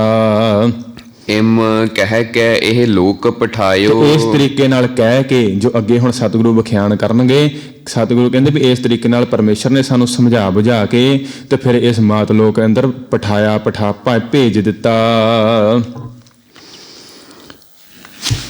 ਅਕਾਲ ਪੁਰਖ ਬਾਚ ਇਸ ਕੀਟ ਪ੍ਰਤ। ਅਕਾਲ ਪੁਰਖ ਬਾਚ, ਉਸ ਪਰਮੇਸ਼ਰ ਦਾ ਬਾਚ ਜਿਹੜਾ ਉਹ ਪਰਮੇਸ਼ਰ ਨੇ ਜੋ ਫਰਮਾਇਆ ਇਸ ਕੀਟ ਪ੍ਰਤ, ਆਪਦੇ ਆਪ ਨੂੰ ਪਰਮੇਸ਼ਰ ਧੰਨ ਗੁਰੂ ਗੋਬਿੰਦ ਸਿੰਘ ਸਾਹਿਬ ਮਹਾਰਾਜ ਕੀਟ ਕਰਕੇ ਵਿਖਿਆਨ ਕਰਦੇ ਹਨ ਕਿ ਭਾਵ ਇਸ ਨਾ ਚੀਜ਼ ਨੂੰ, ਇਸ ਨਿਮਾਣੇ ਨੂੰ ਉਸ ਪਰਮੇਸ਼ਰ ਨੇ ਜੋ ਕੁਝ ਫਰਮਾਇਆ ਉਹ ਅੱਗੇ ਦੱਸ ਰਹੇ ਹਨ। ਚੌਪਈ ਜਬ ਪਹਿਲੇ ਹਮ ਸ੍ਰਿਸ਼ਟ ਬਣਾਈ। ਹੁਣ ਧੰਨ ਗੁਰੂ ਗੋਬਿੰਦ ਸਿੰਘ ਸਾਹਿਬ ਮਹਾਰਾਜ ਫਰਮਾ ਰਹੇ ਹਨ ਕਿ ਜੋ ਉਸ ਵਾਹਿਗੁਰੂ ਨੇ ਸਾਡੇ ਤਾਈਂ ਕਿਹਾ ਤੇ ਸਾਨੂੰ ਕਹਿ ਕੇ ਸਮਝਾ ਬੁਝਾ ਕੇ ਇਸ ਮਾਤ ਲੋਕ ਦੇ ਅੰਦਰ ਭੇਜਿਆ, ਉਹ ਅਸੀਂ ਦੱਸਦੇ ਹਾਂ ਕਿ ਅਕਾਲ ਪੁਰਖ ਨੇ ਸਾਨੂੰ ਕੀ ਕੁਝ ਕਿਹਾ। ਤੇ ਇੱਥੇ ਬਖਸ਼ਿਸ਼ ਕਰਦੇ ਹਨ ਜਬ ਪਹਿਲੇ ਹਮ ਸ੍ਰਿਸ਼ਟ ਪਾਈ, ਤੇ ਅਕਾਲ ਪੁਰਖ ਵਾਹਿਗੁਰੂ ਕਹਿਣ ਲੱਗੇ ਕਿ ਜਿਸ ਸਮੇਂ ਪਹਿਲੇ ਅਸੀਂ ਜਿਹੜੀ ਸ੍ਰਿਸ਼ਟੀ ਬਣਾਈ ਸੀ ਸਭ ਤੋਂ ਪਹਿਲਾਂ, ਦੈਤ ਰਚੇ ਦੁਸ਼ਟ ਦੁਖਦਾਈ। ਉਸ ਸਮੇਂ ਅਸੀਂ ਦੋ ਦੈਂਤ ਰਚ ਦਿੱਤੇ ਸੀ। ਜਿਸ ਪ੍ਰਕਾਰ ਪਿੱਛੇ ਵੀ ਸਤਿਗੁਰਾਂ ਨੇ ਸੰਖੇਪ ਰੂਪ ਅੰਦਰ ਵਿਖਿਆਨ ਕਰਕੇ ਦੱਸਿਆ ਸੀ ਨਾ ਕਿ ਜੋ ਵਿਸ਼ਨੂੰ ਨੇ ਕੰਨ ਤੋਂ ਮੈਲ ਕੱਢੀ ਸੀ ਤੇ ਉਸ ਤੋਂ ਜਿਹੜੇ ਦੋ ਦੈਤ ਪੈਦਾ ਹੋ ਗਏ ਸੀ ਮਦ ਅਤੇ ਕੇਟਵ ਨਾਂ ਦੇ, ਉਸ ਇੱਥੇ ਪਰਮੇਸ਼ਰ ਦੱਸ ਰਹੇ ਹਨ ਕਿ ਅਸੀਂ ਉਹ ਦੈਤ ਪੈਦਾ ਕੀਤੇ ਦੁਸ਼ਟ ਦੁਖਦਾਈ ਜਿਹੜੇ ਦੈਤ ਸੀ। ਤੇ ਭੁਜ ਬਲ ਬਵਰੇ ਹਵੈ ਗਏ। ਪਰਮੇਸ਼ਰ ਕਹਿਣ ਲੱਗੇ ਕਿ ਤੇ ਭੁਜ ਬਲ ਆਪਦੇ ਬਾਹਾਂ ਦੇ ਏਡੇ ਉਹ ਬਲੀ ਹੋ ਗਏ, ਆਪਦੇ ਬਾਹਾਂ ਦੇ ਬਲ ਦੇ ਅੰਦਰ ਹੀ ਉਹ ਹੰਕਾਰੇ ਗਏ, ਬਵਰੇ ਹੋ ਗਏ, ਪਾਗਲ ਹੋ ਗਏ, ਪੂਜਤ ਪਰਮ ਪੁਰਖ ਰਹਿ ਗਏ। ਵੀ ਉਹਨਾਂ ਕੋ ਰਹਿ ਹੀ ਗਏ, ਉਹਨਾਂ ਕੋ ਪਰਮੇਸ਼ਰ ਦੀ ਪੂਜਾ ਹੋਈ ਹੀ ਨਹੀਂ, ਪਰਮੇਸ਼ਰ ਨੂੰ ਉਹਨਾਂ ਨੇ ਧਿਆਇਆ ਹੀ ਨਹੀਂ। ਪੂਜਤ ਪਰਮ ਪੁਰਖ ਜਿਹੜਾ ਪਰਮੇਸ਼ਰ ਹੈ ਉਹਦੀ ਪੂਜਾ ਵੱਲੋਂ ਰਹਿ ਹੀ ਗਏ, ਉਹਨਾਂ ਨੇ ਪਰਮੇਸ਼ਰ ਦੀ ਪੂਜਾ ਹੀ ਨਹੀਂ ਕੀਤੀ, ਆਪਣੇ ਬਾਹਾਂ ਦੇ ਬਲ ਦੇ ਅੰਦਰ ਹੀ ਅਹੰਕਾਰ ਕੇ ਪਾਗਲ ਹੋਏ ਰਹੇ। ਤੇ ਹਮ ਤਮਕ ਤਨਿਕ ਮੋ ਖਾਪੇ। ਤੇ ਪਰਮੇਸ਼ਰ ਨੇ ਫਰਮਾਇਆ ਤਨਕ ਥੋੜੇ ਮਾਤਰ ਜਿੰਨੇ ਹੀ ਤਮਕ ਗੁੱਸਾ ਕਰਕੇ ਅਸੀਂ ਉਹਨਾਂ ਦੇ ਉੱਪਰ ਥੋੜਾ ਜਿੰਨਾ ਹੀ ਗੁੱਸਾ ਕਰਕੇ ਤੇ ਉਹਨਾਂ ਨੂੰ ਨਾਸ ਕਰ ਦਿੱਤਾ। ਤਿੰਨ ਕੀ ਠੌਰ ਦੇਵਤਾ ਖਾਦੇ। ਦੇਵਤਾ ਥਾਪੇ, ਤਿੰਨ ਕੀ ਠੌਰ, ਉਹਨਾਂ ਦੀ ਜਗ੍ਹਾ ਤੇ ਦੈਂਤਾਂ ਦੀ ਜਗ੍ਹਾ ਤੇ ਦੇਵਤਾ ਥਾਪੇ, ਅਸੀਂ ਦੇਵਤੇ ਪੈਦਾ ਕੀਤੇ। ਤੇ ਭੀ ਬਲ ਪੂਜਾ ਉਰਜਾਏ। ਬਲ ਪੂਜਾ ਬਲੀਆਂ ਲੈਣ ਵਿੱਚ ਅਤੇ ਪੂਜਾ ਕਰਾਉਣ ਵਿੱਚ ਉਲਝਾਏ, ਤੇ ਉਹ ਦੇਵਤੇ ਵੀ ਇਹਨਾਂ ਦੇ ਵਿੱਚ ਹੀ ਉਲਝਾ ਕੇ ਰਹਿ ਗਏ, ਵੀ ਬਲੀਆਂ ਲੈਣ ਲੱਗ ਪਏ ਤੇ ਆਪਦੀ ਪੂਜਾ ਕਰਾਉਣ ਲੱਗ ਪਏ। ਆਪਨ ਹੀ ਪਰਮੇਸ਼ਰ ਕਹਾਏ। ਤੇ ਆਪਦੇ ਆਪ ਨੂੰ ਹੀ ਉਹ ਪਰਮੇਸ਼ਰ ਕਹਾਉਣ ਲੱਗ ਪਏ। ਮਹਾਦੇਵ ਅਚੁੱਤ ਕਹਾਇਓ। ਜਿਹੜਾ ਮਹਾਦੇਵ, ਇਹ ਜਿਹੜੇ ਦੇਵਤੇ ਪੈਦਾ ਕੀਤੇ ਨਾ, ਇਹ ਬ੍ਰਹਮਾ, ਵਿਸ਼ਨੂੰ ਅਤੇ ਸ਼ਿਵ ਜੀ, ਇਹ ਤਿੰਨ ਉਦੋਂ ਦੇਵਤੇ ਪੈਦਾ ਕੀਤੇ। ਤੇ ਇਹਨਾਂ ਦੇ ਵਿੱਚ ਜਿਹੜਾ ਮਹਾਦੇਵ ਸੀ, ਜਿਹੜਾ ਸ਼ਿਵ ਜੀ ਸੀ, ਉਹ ਅਚੁੱਤ ਕਹਾਇਓ ਕਿ ਉਹ ਆਪਦੇ ਆਪ ਨੂੰ ਹੀ ਅਚੁੱਤ, ਕਿ ਮੈਂ ਨਾਸ ਹੋਣ ਵਾਲਾ ਕਾਲ ਰਹਿਤ ਮੈਂ ਹੀ ਹਾਂ, ਇਹ ਆਪਦੇ ਆਪ ਨੂੰ ਪਰਮੇਸ਼ਰ ਹੀ ਕਹਾਉਣ ਲੱਗ ਪਿਆ। ਵਿਸ਼ਨ ਆਪ ਹੀ ਕੋ ਠਹਿਰਾਇਓ। ਤੇ ਜਿਹੜਾ ਵਿਸ਼ਨੂੰ ਸੀ ਉਹਨੇ ਆਪਦੇ ਆਪ ਨੂੰ ਹੀ ਠਹਿਰਾ ਲਿਆ ਕਿ ਮੈਨੂੰ ਹੀ ਪੂਜੋ, ਮੈਂ ਹੀ ਸਾਰਿਆਂ ਤੋਂ ਵੱਡਾ ਹਾਂ, ਮੈਂ ਹੀ ਪਰਮੇਸ਼ਰ ਹਾਂ। ਬ੍ਰਹਮਾ ਆਪ ਪਾਰ ਬ੍ਰਹਮ ਬਖਾਨਾ। ਜਿਹੜਾ ਬ੍ਰਹਮਾ ਸੀ ਉਹ ਆਪਦੇ ਆਪ ਨੂੰ ਪਾਰ ਬ੍ਰਹਮ ਹੀ ਕਹਿਣ ਲੱਗ ਪਿਆ ਕਿ ਮੈਂ ਹੀ ਪਾਰ ਬ੍ਰਹਮ ਹਾਂ। ਪ੍ਰਭ ਕੋ ਪ੍ਰਭੂ ਨ ਕਿਨਹੂ ਜਾਣਾ। ਪ੍ਰਭ ਕੋ ਤੇ ਪਰਮੇਸ਼ਰ ਨੂੰ, ਪ੍ਰਭੂ ਨਾ ਕਿਨਹੂ ਜਾਣਾ, ਪਰਮੇਸ਼ਰ ਨੂੰ ਪ੍ਰਭੂ ਕਰਕੇ, ਪਰਮੇਸ਼ਰ ਕਰਕੇ ਕਿਸੇ ਨੇ ਜਾਣਿਆ ਹੀ ਨਹੀਂ, ਆਪਦੇ ਆਪ ਨੂੰ ਹੀ ਇਹਨਾਂ ਨੇ ਪਰਮੇਸ਼ਰ ਕਹਾਇਆ। ਤਬ ਸਾਖੀ ਪ੍ਰਭ ਅਸ਼ਟ ਬਨਾਏ। ਫਿਰ ਇਹਨਾਂ ਤੋਂ ਬਾਅਦ ਪਰਮੇਸ਼ਰ ਨੇ ਫਰਮਾਇਆ ਕਿ ਤਬ ਸਾਖੀ, ਜਿਹੜੇ ਗਵਾਹੀ ਦੇਣ ਵਾਸਤੇ ਸਾਖੀ ਪ੍ਰਭ ਅਸ਼ਟ ਬਣਾਏ, ਜਿਹੜੇ 8 ਸਾਖੀ ਪਰਮੇਸ਼ਰ ਨੇ ਪੈਦਾ ਕੀਤੇ। ਸਾਧ ਸੰਗਤ, ਜਿਹੜੇ 8 ਸਾਖੀ, ਜੋ ਚੰਦਰਮਾ, ਸੂਰਜ, ਧਰਮ ਰਾਜਾ ਅਤੇ ਜੋ 5 ਤੱਤ ਹਨ, ਮਿੱਟੀ, ਪਾਣੀ, ਅੱਗ, ਹਵਾ ਅਤੇ ਆਕਾਸ਼, ਇਹ ਜੋ 8 ਸਾਖੀ ਸਨ, ਇਹ ਪਰਮੇਸ਼ਰ ਨੇ ਬਣਾਉਣਾ ਕੀਤੇ। ਸਾਖ ਨਮਿਤ ਦੇਬੇ ਠਹਿਰਾਏ। ਸਾਖ ਨਿਮਿਤ ਦੇਬੇ ਦੇਣ ਵਾਸਤੇ, ਜਿਹੜੀ ਗਵਾਹੀ ਦੇਣ ਵਾਸਤੇ ਇਹ ਪਰਮੇਸ਼ਰ ਨੇ ਠਹਿਰਾਏ, ਬਣਾਏ। ਕਿਉਂਕਿ ਸਾਧ ਸੰਗਤ, ਕੇਤੇ ਲੈ ਮੁੱਕਰ ਪਾਹੇ, ਇਹ ਜੀਵਾਂ ਦੀ ਇਹ ਹਾਲਤ ਹੈ ਨਾ, ਇਹ ਸੁਭਾਅ ਹੈ ਕਿ ਦਾਤਾਂ ਵੀ ਪਰਮੇਸ਼ਰ ਤੋਂ ਲੈ ਲੈਣੀਆਂ ਤੇ ਮੁੱਕਰ ਵੀ ਜਾਣਾ, ਕੁਕਰਮ ਕਰਨੇ ਤੇ ਮੁੱਕਰ ਵੀ ਜਾਣਾ। ਇਸ ਪ੍ਰਕਾਰ ਨਾਲ ਫਿਰ ਪਰਮੇਸ਼ਰ ਨੇ ਇਹ ਸਾਖੀ ਬਣਾ ਦਿੱਤੇ, ਗਵਾਹੀ ਪਾਉਣ ਲਈ 8 ਸਾਖੀ ਬਣਾਏ। ਜੇ ਇੱਕ ਸਾਖੀ, ਇੱਕ ਗਵਾਹ ਤੋਂ ਮੁੱਕਰ ਸਕਦਾ ਹੈ, 8 ਤੋਂ ਕਿਵੇਂ ਮੁੱਕਰ ਜਾਵੇਗਾ? ਜੇ ਕਰ ਕੋਈ ਕੁਕਰਮ ਰਾਤ ਵੇਲੇ ਕਰਦਾ ਹੈ, ਉਸ ਨੂੰ ਚੰਦਰਮਾ ਦੇਖਦਾ ਹੈ, ਦਿਨ ਵੇਲੇ ਜੇ ਕੋਈ ਕੁਕਰਮ ਕਰੇ ਤਾਂ ਉਸ ਨੂੰ ਸੂਰਜ ਵੇਖਦਾ ਹੈ। ਇਸ ਪ੍ਰਕਾਰ ਧਰਮ ਰਾਜਾ, ਉਹਦੇ ਦੂਤ ਜਿਹੜੇ ਹਨ, ਉਹ ਹਰ ਸਮੇਂ ਇਹ ਲਿਖਾ ਲਿਖੀ ਜਾ ਰਹੇ ਹਨ। ਜੇਕਰ ਕੋਈ ਇਸ ਅੱਗ ਦੇ ਨਾਲ ਕਿਸੇ ਨੂੰ ਕੋਈ ਕਸ਼ਟ ਪਹੁੰਚਾਉਂਦਾ ਹੈ ਤਾਂ ਉਹ ਅੱਗ ਫਿਰ ਗਵਾਹੀ ਭਰਦੀ ਹੈ। ਇਸ ਪ੍ਰਕਾਰ ਜਲ ਦੇ ਅੰਦਰ ਜੇਕਰ ਕੋਈ ਕੁਕਰਮ ਕਰਦਾ ਹੈ ਤਾਂ ਫਿਰ ਜਲ ਦੇਵਤਾ ਉਹਦੀ ਅਗਵਾਈ ਕਰਦਾ, ਉਹਦੀ ਗਵਾਹੀ ਭਰਦਾ ਹੈ, ਉਹਦੀ ਸਾਖੀ ਦਿੰਦਾ ਹੈ। ਤੇ ਜਿਸ ਪ੍ਰਕਾਰ ਕੋਈ ਧਰਤੀ ਦੇ ਅੰਦਰ ਕੋਈ ਕੁਕਰਮ ਕਰੇ ਤਾਂ ਫਿਰ ਉਹ ਜਿਹੜੀ ਤੱਤ, ਮਿੱਟੀ ਤੱਤ ਹੈ, ਇਹ ਫਿਰ ਉੱਥੇ ਗਵਾਹੀ ਦਿੰਦਾ ਹੈ ਕਿ ਹਾਂ ਇਸ ਨੇ ਕੁਕਰਮ ਕੀਤਾ ਹੈ। ਫਿਰ 8 ਤੋਂ ਕਿਸ ਪ੍ਰਕਾਰ ਮੁਕਰੇਗਾ ਹੇ ਜੀਵ? ਇਸ ਕਰਕੇ ਪਰਮੇਸ਼ਰ ਨੇ ਫਿਰ 8 ਸਾਖੀ ਬਣਾ ਦਿੱਤੇ, ਪੈਦਾ ਕੀਤੇ। ਤੇ ਕਹਿ ਕਰੋ ਹਮਾਰੀ ਪੂਜਾ। ਪਰ ਪਰਮੇਸ਼ਰ ਫਰਮਾਉਂਦੇ ਹਨ ਕਿ ਤੇ ਕਹਿ, ਜਿਹੜੇ 8 ਸਾਖੀ ਬਣਾਏ ਸੀ, ਇਹ ਕਹਿਣ ਵੀ ਸਾਡੀ ਹੀ ਪੂਜਾ ਕਰੋ। ਇਹ ਵੀ ਆਪਦੀ ਪੂਜਾ ਕਰਾਉਣ ਲੱਗ ਪਏ, ਜਿਹੜੇ ਚੰਦਰਮਾ, ਸੂਰਜ, ਧਰਮ ਰਾਜਾ ਤੇ 5 ਤੱਤ। ਹਮ ਬਿਨ ਅਵਰ ਨ ਠਾਕੁਰ ਦੂਜਾ। ਇਹ ਕਹਿਣ ਲੱਗੇ ਵੀ ਸਾਡੇ ਤੋਂ ਬਿਨਾਂ ਹੋਰ ਕੌਣ ਠਾਕੁਰ ਹੈ, ਹੋਰ ਕੌਣ ਰੱਬ ਹੈ? ਅਸੀਂ ਹੀ ਰੱਬ ਹਾਂ। ਅਗਨੀ ਦੇਵਤਾ ਕਹਿੰਦਾ ਕਿ ਮੇਰੀ ਪੂਜਾ ਕਰੋ, ਮੈਂ ਸਾਰਿਆਂ ਨੂੰ ਸਾੜ ਕੇ ਸਵਾਹ ਕਰ ਦੇਵਾਂਗਾ। ਜਲ ਦੇਵਤਾ ਕਹਿਣ ਲੱਗਿਆ ਕਿ ਮੈਂ ਸਾਰਿਆਂ ਨੂੰ ਰੋੜ ਦੇਵਾਂਗਾ, ਮੇਰੀ ਪੂਜਾ ਕਰੋ। ਸੂਰਜ ਇਸ ਪ੍ਰਕਾਰ ਆਪਣੀ ਪੂਜਾ ਅਤੇ ਸਾਰੇ ਕਰਾਉਣ ਲੱਗੇ। ਪਰਮ ਤਤ ਕੋ ਜਿਨ ਨਾ ਪਛਾਨਾ। ਸਤਿਗੁਰੂ ਕਹਿੰਦੇ ਉਸ ਪਰਮੇਸ਼ਰ ਨੇ ਫਰਮਾਇਆ ਕਿ ਪਰਮ ਤੱਤ ਕੋ, ਜਿਹੜਾ ਪਰਮ ਤੱਤ ਪਰਮੇਸ਼ਰ ਹੈ ਨਾ, ਜਿਹੜੇ ਜੀਵਾਂ ਨੇ ਫਿਰ ਜਿਨ ਨਾ ਪਛਾਣਾ, ਜਿਨ੍ਹਾਂ ਨੇ ਉਸ ਪਰਮੇਸ਼ਰ ਨੂੰ ਨਾ ਪਛਾਣਿਆ। ਤਿੰਨ ਕਰ ਈਸਰ ਤਿਨ ਹੀ ਮਾਨਾ। ਈਸ਼ਰ ਪਰਮੇਸ਼ਰ ਕਰਕੇ ਤਿੰਨ ਹੀ ਇਹ ਜਿਹੜੇ ਦੇਵਤਾ ਸਨ ਨਾ, ਇਹ 8 ਸਾਖੀ ਬਣਾਏ। ਫਿਰ ਉਹਨਾਂ ਨੇ ਐਸੇ ਜੀਵਾਂ ਨੇ ਜਿਨ੍ਹਾਂ ਨੇ ਪਰਮੇਸ਼ਰ ਨੂੰ ਨਹੀਂ ਪਛਾਣਿਆ, ਉਹ ਫਿਰ ਇਹਨਾਂ ਦੇ ਵਿੱਚ ਹੀ ਇਹਨਾਂ ਨੂੰ ਈਸ਼ਰ ਪਰਮੇਸ਼ਰ ਕਰਕੇ ਪੂਜਣ ਲੱਗ ਪਏ। ਕੇਤੇ ਸੂਰ ਚੰਦ ਕਹੁ ਮਾਨੈ। ਕਈ ਐਸੇ ਜੋ ਜੀਵ, ਸੰਸਾਰੀ ਜੀਵ ਜਿਨ੍ਹਾਂ ਨੇ ਪਰਮੇਸ਼ਰ ਨੂੰ ਨਹੀਂ ਪਛਾਣਿਆ, ਉਹ ਸੂਰਜ ਨੂੰ ਅਤੇ ਚੰਨ ਨੂੰ ਹੀ ਮੰਨਣ ਲੱਗ ਪਏ, ਉਹਦੀ ਮਨੌਤ ਪੂਜਾ ਕਰਨ ਲੱਗ ਪਏ। ਅਗਨ ਹੋਤਰ ਕਈ ਪਵਨ ਪ੍ਰਮਾਨੈ। ਅਗਨ ਹੋਤਰ ਕਈ ਅਗਨੀ ਦੇਵਤਾ ਦੀ ਇਸ ਪ੍ਰਕਾਰ ਪੂਜਾ ਕਰਨ ਲੱਗ ਪਏ। ਕਈ ਪਵਨ ਪ੍ਰਮਾਨੈ ਕਿ ਹਵਾ, ਜਿਹੜਾ ਹਵਾ ਵਾਲਾ ਦੇਵਤਾ ਹੈ, ਉਸ ਨੂੰ ਪੂਜਾ ਕਰਨ ਲੱਗ ਪਏ ਉਸ ਦੀ। ਕਿਨਹੁ ਪ੍ਰਭੂ ਪਾਹਨ ਪਹਿਚਾਨਾ। ਤੇ ਸਤਿਗੁਰੂ ਕਹਿੰਦੇ ਕਈਆਂ ਨੇ ਪਰਮੇਸ਼ਰ ਨੂੰ ਪੱਥਰ ਕਰਕੇ ਹੀ ਜਾਣ ਲਿਆ ਕਿ ਪੱਥਰ ਹੀ ਪਰਮੇਸ਼ਰ ਹੈ। ਰਾਹਤ ਕਿਤੇ ਜਲ ਕਰਤ ਵਿਧਾਨਾ। ਨਾਤ ਕਿਤੇ ਜਲ ਕਰਤ ਵਿਧਾਨਾ। ਵਿਧਾਨਾ ਜਿਹੜਾ ਨਿਯਮ ਅਨੁਸਾਰ, ਕਿ ਉਹਨਾਂ ਨੇ ਇਹ ਨਿਯਮ ਹੀ ਬਣਾ ਲਿਆ ਕਿ ਜਿਹੜਾ ਇਸ਼ਨਾਨ ਕਰਨਾ, ਨਹਾਉਣਾ ਹੈ, ਜੋ 68 ਤੀਰਥਾਂ ਦੇ ਉੱਪਰ ਇਸ਼ਨਾਨ ਕਰਨਾ ਹੈ, ਇਹੀ ਧਰਮ ਦਾ ਕਰਮ ਹੈ। ਇਸੇ ਨਾਲ ਹੀ ਪਰਮੇਸ਼ਰ ਪ੍ਰਸੰਨ ਹੁੰਦਾ ਹੈ। ਉਹਨਾਂ ਨੇ ਇਹੀ ਆਪਦਾ ਨਿਯਮ ਬਣਾ ਲਿਆ। ਕੇਤਕ ਕਰਮ ਕਰਤ ਡਰਪਾਨਾ। ਕਰਮ ਕਰਤ ਡਰਪਾਨਾ, ਉਹ ਡਰਨ ਲੱਗ ਪਏ। ਕਈ ਤਾਂ ਕਰਮ ਕਾਂਡ ਕਰਨ ਤੋਂ ਹਟ ਹੀ ਗਏ, ਇਸ ਪ੍ਰਕਾਰ ਉਹ ਨਾਸਤਕ ਹੀ ਹੋ ਗਏ। ਧਰਮ ਰਾਜ ਕੋ ਧਰਮ ਪਛਾਨਾ। ਕਈਆਂ ਨੇ ਫਿਰ ਧਰਮ ਰਾਜੇ ਨੂੰ ਹੀ ਧਰਮ ਆਪਦਾ ਬਣਾ ਲਿਆ, ਧਰਮ ਰਾਜੇ ਦੀ ਹੀ ਪੂਜਾ ਕਰਨ ਲੱਗ ਪਏ ਕਿ ਹਾਂ ਇਹ ਸਾਡੀ, ਜੋ ਇਹ ਜੀਵਾਂ ਦਾ ਹਿਸਾਬ ਕਿਤਾਬ ਕਰਦਾ ਹੈ ਲੇਖਾ, ਇਸ ਦੀ ਪੂਜਾ ਕਰੋ, ਇਹੀ ਸਾਨੂੰ ਬਚਾਏਗਾ। ਜੋ ਪ੍ਰਭ ਸਾਖ। ਜਿਸ ਪ੍ਰਕਾਰ ਦੇ ਨਾਲ ਅੱਜ ਸਾਧ ਸੰਗਤ ਕਿਸੇ ਨੇਤਾ ਨੂੰ ਆਪਾਂ ਫਿਰ ਮੰਨਣ ਲੱਗਦੇ ਹਨ ਨਾ, ਉਸ ਦੇ ਸਤਿਕਾਰ ਕਰਦੇ ਹਾਂ, ਉਸ ਨੂੰ ਖੁਸ਼ ਕਰਕੇ ਰੱਖਦੇ ਹਾਂ ਕਿ ਕੋਈ ਸਾਡਾ ਵੀ ਕੋਈ ਕਾਰਜ ਅੜ ਜਾਵੇ ਤਾਂ ਉਹ ਸਾਡਾ ਪੂਰਾ ਕਰੇਗਾ, ਪਰ ਉਸ ਪਰਮੇਸ਼ਰ ਨੂੰ ਨਹੀਂ ਪਛਾਣਦੇ। ਉਸੇ ਪ੍ਰਕਾਰ ਜਿਹੜਾ ਇਹ ਧਰਮ ਰਾਜਾ ਇਸੇ ਨੂੰ ਹੀ ਖੁਸ਼ ਕਰਨ ਦੇ ਅੰਦਰ ਲੱਗ ਗਏ ਕਿ ਇਹ ਸਾਡੀ ਰੱਖਿਆ ਕਰੇਗਾ, ਪਰ ਉਸ ਪਰਮੇਸ਼ਰ ਨੂੰ ਕਿਸੇ ਨੇ ਨਹੀਂ ਪਛਾਣਿਆ।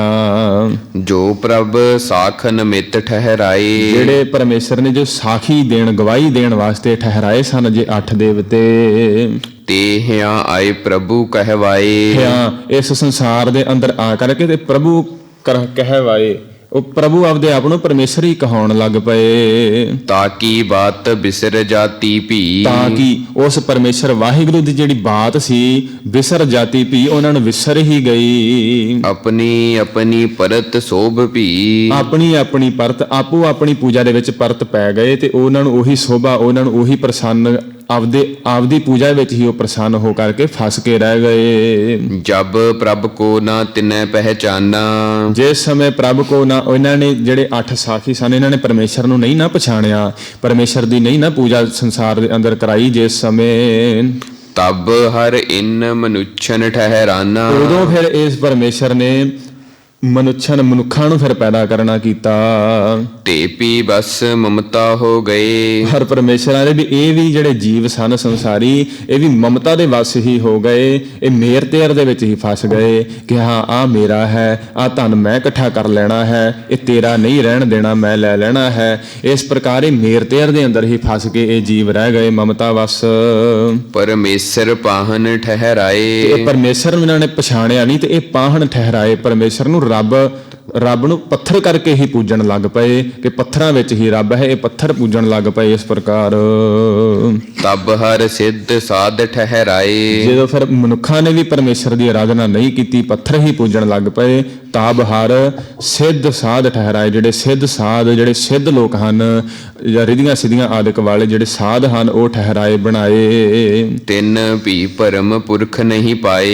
ਇਹਨਾਂ ਨੇ ਵੀ ਜਿਹੜੇ ਸਿੱਧ ਸਾਧ ਠਹਿਰਾ ਦਿੱਤੇ, ਇਹਨਾਂ ਨੇ ਵੀ ਪਰਮ ਪੁਰਖ ਜਿਹੜਾ ਪਰਮੇਸ਼ਰ ਨੂੰ ਨਹੀਂ ਪਾਇਆ, ਉਸ ਨੂੰ ਨਹੀਂ ਧਿਆਇਆ। ਜੇ ਕੋਈ ਹੋਤ ਭਇਓ ਜਗ ਸਿਆਣਾ। ਤੇ ਜੇ ਕੋਈ ਜਗਤ ਦੇ ਅੰਦਰ ਸਿਆਣਾ ਹੋ ਕੇ ਮੰਨਿਆ ਗਿਆ ਨਾ, ਸਿਆਣਾ ਮੰਨਿਆ ਗਿਆ, ਪ੍ਰਸਿੱਧ ਹੋ ਗਿਆ ਕਿ ਹਾਂ ਫਲਾਣਾ ਬੜਾ ਸਿਆਣਾ ਹੈ, ਫਲਾਣਾ ਬੜੀਆਂ ਵਧੀਆ ਪੁੱਛਾਂ ਦਿੰਦਾ ਹੈ, ਫਲਾਣਾ ਪੁੱਤਰਾਂ ਦਾ ਦਾਨੀ ਹੈ, ਫਲਾਣਾ ਲਾਲਾਂ ਵਾਲਾ ਪੀਰ ਹੈ, ਸਾਧ ਸੰਗਤ ਜਿਹੜਾ ਹੋਇਆ ਹੀ ਆਪ ਛੜਾ ਮਲੰਗ, ਉਹ ਸਾਨੂੰ ਪੁੱਤਰ ਕਿੱਥੋਂ ਦੇ ਦੇਵੇਗਾ। ਪੁੱਤਰ ਤਾਂ ਧੰਨ ਗੁਰੂ ਗੋਬਿੰਦ ਸਿੰਘ ਸਾਹਿਬ ਮਹਾਰਾਜ ਨੇ ਬਖਸ਼ਿਸ਼ ਕਰਨੀ ਹੈ ਨਾ, ਜਿਨ੍ਹਾਂ ਨੇ 4 ਪੁੱਤਰ ਹੀ ਆਪਣੇ ਸਾਡੇ ਤੋਂ ਵਾਰ ਦਿੱਤੇ, ਇਤਨਾ ਵੱਡਾ ਦਾਨ ਕਰ ਦਿੱਤਾ ਪੁੱਤਰਾਂ ਦਾ। ਧੰਨ ਬਾਬਾ ਬੁੱਢਾ ਸਾਹਿਬ, ਤਿਨਾਂ ਦੀ ਬਖਸ਼ਿਸ਼ ਨਾਲ ਜੋ ਧੰਨ ਗੁਰੂ ਹਰਗੋਬਿੰਦ ਸਾਹਿਬ ਹੈ ਮਹਾਰਾਜ ਜੀ ਦਾ ਪ੍ਰਕਾਸ਼ ਹੋਇਆ। ਪੁੱਤਰਾਂ ਦੀਆਂ ਦਾਤਾਂ ਤਾਂ ਇਹਨਾਂ ਤੋਂ ਮਿਲਦੀਆਂ ਹਨ। ਤੇ ਜੇ ਕੋਈ ਹੋਤ ਭਇਓ ਜਗ ਸਿਆਣਾ, ਸਤਿਗੁਰੂ ਕਹਿੰਦੇ ਵੀ ਜੇ ਕੋਈ ਸਿਆਣਾ ਬਣ ਗਿਆ ਨਾ ਸੰਸਾਰ ਦੇ ਅੰਦਰ, ਕਿ ਕੋਈ ਪ੍ਰਸਿੱਧ ਹੋ ਗਿਆ ਜਿਹੜਾ ਸਿੱਧ ਸਾਧ ਇਸ ਪ੍ਰਕਾਰ ਦਾਤਾਂ ਦੇਣ ਵਾਲਾ, ਤਿੰਨ ਤਿੰਨ ਆਪਣੋ ਪੰਥ ਚਲਾਨਾ। ਉਹਨੇ ਫਿਰ ਆਪੋ ਆਪਣਾ ਪੰਥ ਹੀ ਉਹਨਾਂ ਨੇ ਚਲਾ ਲਿਆ। ਜਿਹੜੇ ਸੰਸਾਰ ਦੇ ਅੰਦਰ ਪ੍ਰਸਿੱਧ ਹੋ ਗਏ ਕਿ ਹਾਂ ਅਸੀਂ ਬੜੇ ਸਿਆਣੇ ਹਾਂ, ਅਸੀਂ ਬੜੀਆਂ ਪੁੱਛਾਂ ਦਿੰਨੇ ਹਾਂ, ਇਸ ਪ੍ਰਕਾਰ ਆਪਣਾ ਪੰਥ ਇਹਨਾਂ ਨੇ ਆਪਦਾ ਪੰਥ ਚਲਾ ਕੇ ਤੇ ਆਪਦੇ ਮਗਰ ਹੀ ਸਾਰੇ ਲਗਾ ਲਏ। ਪਰਮੇਸ਼ਰ ਨੂੰ ਨਹੀਂ ਕਿਸੇ ਨੇ ਧਿਆਇਆ। ਪਰਮ ਪੁਰਖ ਕਿਨਹੂ ਨਹਿ ਪਾਇਓ।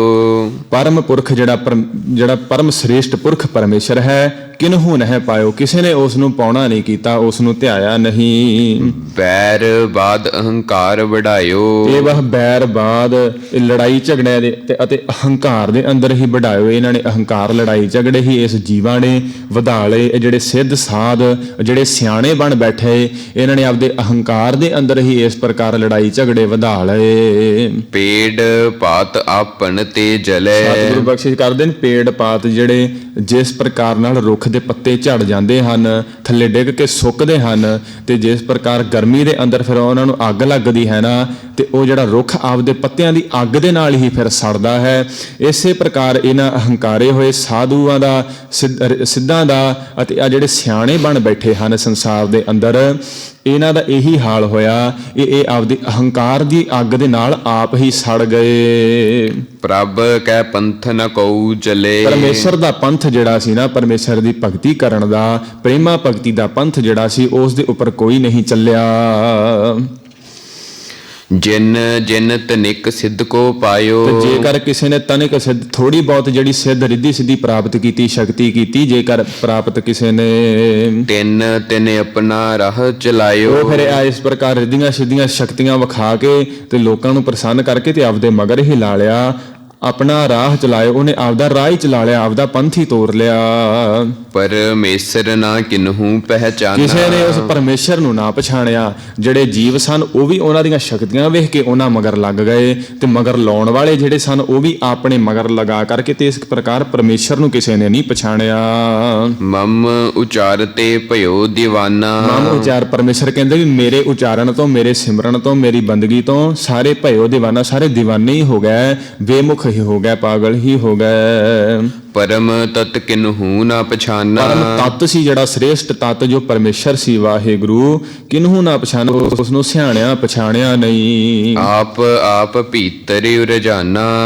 ਆਪ ਆਪਣੇ ਵਿੱਚ ਹੀ, ਆਪਣੇ ਗੁਰੂ ਚੇਲਿਆਂ ਦੇ ਵਿੱਚ ਹੀ ਉਲਝ ਕੇ ਰਹਿ ਗਏ ਕਿ ਮੇਰੇ ਇਤਨੇ ਚੇਲੇ ਬਣ ਗਏ ਹਨ, ਮੈਂ ਵੱਡਾ ਗੁਰੂ ਬਣ ਗਿਆ, ਤੇਰੇ ਫਲਾਣੇ ਦੇ ਚੇਲੇ ਘੱਟ ਹਨ। ਇਸ ਪ੍ਰਕਾਰ ਆਪ ਭੀਤਰ ਉਰਜਾਇਓ, ਇਹ ਆਪਦੇ ਗੁਰੂ ਚੇਲਿਆਂ ਆਪਦੇ ਆਪ 'ਚ ਹੀ ਉਲਝ ਕੇ ਰਹਿ ਗਏ। ਤਬ ਜੇ ਰਿਖਿ ਰਾਜ ਬਣਾਏ। ਜਿਹੜੇ ਰਿਖ ਰਾਜ ਬਣਾਏ ਸਨ, ਰਿਖੀ ਰਾਜੇ ਬਣਾਏ ਫਿਰ ਇਸ ਤੋਂ ਉਪਰੰਤ ਪਰਮੇਸ਼ਰ ਨੇ, ਜੋ ਮਨੂ ਰਾਜੇ ਵਰਗੇ। ਤਿਨੇ ਆਪਨ ਪਨ ਸਿਮਰਤ ਚਲਾਏ। ਉਹਨਾਂ ਨੇ ਫਿਰ ਆਪਦੀਆਂ ਸਿਮਰਤੀਆਂ ਲਿਖ ਕਰਕੇ, ਜਿਸ ਪ੍ਰਕਾਰ ਮਨੂ ਸਿਮਰਤੀ ਆਦਿਕ ਇਹਨਾਂ ਨੇ ਲਿਖ ਕਰਕੇ ਤੇ ਇਹੀ ਸੰਸਾਰ ਦੇ ਅੰਦਰ ਚਲਾ ਦਿੱਤੀਆਂ। ਜੇ ਸਿਮਰਤ ਕੇ ਭਏ ਅਨੁਰਾਗੀ। ਸਤਿਗੁਰੂ ਫਰਮਾਉਂਦੇ ਕਿ ਜਿਹੜੇ ਇਹਨਾਂ ਸਿਮਰਤੀਆਂ ਦੇ ਅਨੁਰਾਗੀ ਹੋ ਗਏ ਨਾ, ਜਿਹੜੀਆਂ 27 ਸਿਮਰਤੀਆਂ ਸਨ, ਇਹਨਾਂ ਦੇ ਅਨੁਰਾਗੀ, ਇਹਨਾਂ ਦੇ ਅਨੁਸਾਰੀ ਹੋ ਕੇ ਚੱਲ ਪਏ। ਤਿੰਨ ਤਿੰਨ ਕਿਰਿਆ ਬ੍ਰਹਮ ਕੀ ਤਿਆਗੀ। ਉਹਨਾਂ ਨੇ ਜਿਹੜੀ ਬ੍ਰਹਮ ਪਰਮੇਸ਼ਰ ਦੀ ਕਿਰਿਆ ਸੀ ਨਾ, ਜੋ ਭਗਤੀ ਕਰਨ ਦੀ ਕਿਰਿਆ, ਉਹ ਤਿਆਗ ਕੇ ਛੱਡ ਕਰਕੇ ਤੇ 27 ਸਿਮਰਤੀਆਂ ਦੇ ਅੰਦਰ ਜੋ ਦੱਸਿਆ ਗਿਆ ਹੈ ਕਰਮਕਾਂਡ ਆਦਿਕ, ਊਚ ਨੀਚ, ਇਹ ਜਿਹੜੇ ਬ੍ਰਾਹਮਣ 4 ਵਰਨ ਬਣਾ ਦਿੱਤੇ, ਇਹਨਾਂ ਦੇ ਅੰਦਰ ਹੀ ਫਸ ਕੇ ਇਹ ਰਹਿ ਗਏ। ਇਹਨਾਂ ਨੇ ਪਰਮੇਸ਼ਰ ਨੂੰ ਨਾ ਪਛਾਣਿਆ।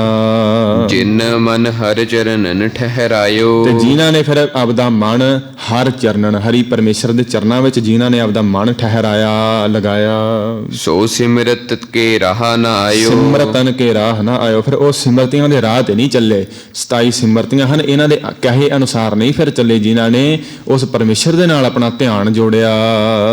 ਬ੍ਰਹਮਾਚਾਰ ਹੀ ਵੇਦ ਬਣਾਏ। ਬ੍ਰਹਮਾ ਪੈਦਾ ਕੀਤਾ ਸੀ, ਉਸ ਨੇ ਆਪਦੇ 4 ਵੇਦ ਹੀ ਲਿਖ ਕਰਕੇ ਇਸ ਪ੍ਰਕਾਰ ਨਾਲ ਪ੍ਰਚਾਰ ਦਿੱਤੇ। ਸਰਬ ਲੋਕ ਤਹਿ ਕਰਮ ਚਲਾਏ। ਜਿਹੜੇ 4 ਵੇਦ ਲਿਖੇ ਬ੍ਰਹਮਾ ਨੇ, ਇਸ ਦੇ ਅੰਦਰ ਸਾਰਾ ਕਰਮਕਾਂਡ ਹੀ ਲਿਖਿਆ ਹੈ, ਕਿਸ ਪ੍ਰਕਾਰ ਕਰਮਕਾਂਡ, ਇਸ਼ਨਾਨ ਆਦਿਕ ਕਰਨੇ ਹਨ। ਤੇ ਸਰਬ ਲੋਕ, ਜਿਹੜੇ ਸਾਰੇ ਸ੍ਰਿਸ਼ਟੀ ਦੇ ਲੋਕ ਸਨ, ਇਹਨਾਂ ਨੂੰ ਕਰਮਕਾਂਡਾਂ ਦੇ ਵਿੱਚ ਹੀ ਉਸ ਨੇ ਬ੍ਰਹਮਾ ਨੇ ਲਗਾ ਦਿੱਤਾ।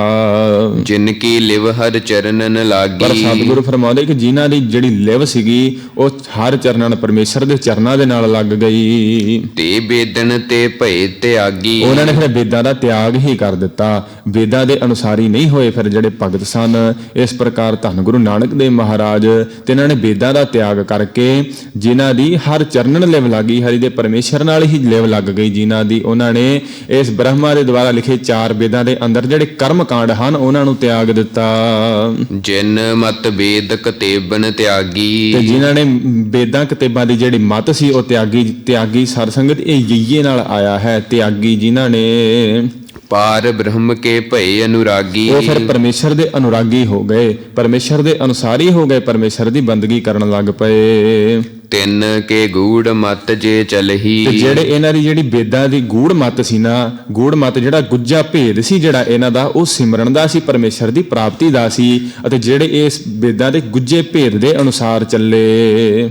ਭਾਂਤ ਅਨੇਕ ਦੁਖਨ ਸੋ ਦਲਹੀ। ਅਤੇ ਅਨੇਕਾਂ ਭਾਂਤ ਦੇ ਫਿਰ ਉਹਨਾਂ ਦੇ ਜਿਹੜੇ ਦੁੱਖ ਸਨ ਨਾ ਉਹ ਦਲੇ ਗਏ, ਖਤਮ ਹੋ ਗਏ। ਜਿਨ੍ਹਾਂ ਨੇ ਇਸ ਗੁੱਜੇ ਭੇਦ ਨੂੰ ਉਹਨਾਂ ਨੇ ਜਾਣ ਲਿਆ। ਕਰਮਕਾਂਡ ਤਾਂ ਵਿੱਚ ਲਿਖੇ ਹਨ, ਪਰ ਜਿਹੜਾ ਉਹਨਾਂ 'ਚ ਗੁੱਜਾ ਭੇਦ ਹੈ ਨਾ ਵੀ ਪਰਮੇਸ਼ਰ ਦੀ ਪ੍ਰਾਪਤੀ ਹੈ, ਭਗਤੀ ਹੈ, ਜਿਨ੍ਹਾਂ ਨੇ ਉਸ ਨੂੰ ਪ੍ਰਵਾਨ ਕੀਤਾ, ਉਸ ਨੂੰ ਆਪਣੇ ਜੀਵਨ ਅੰਦਰ ਧਾਰਿਆ।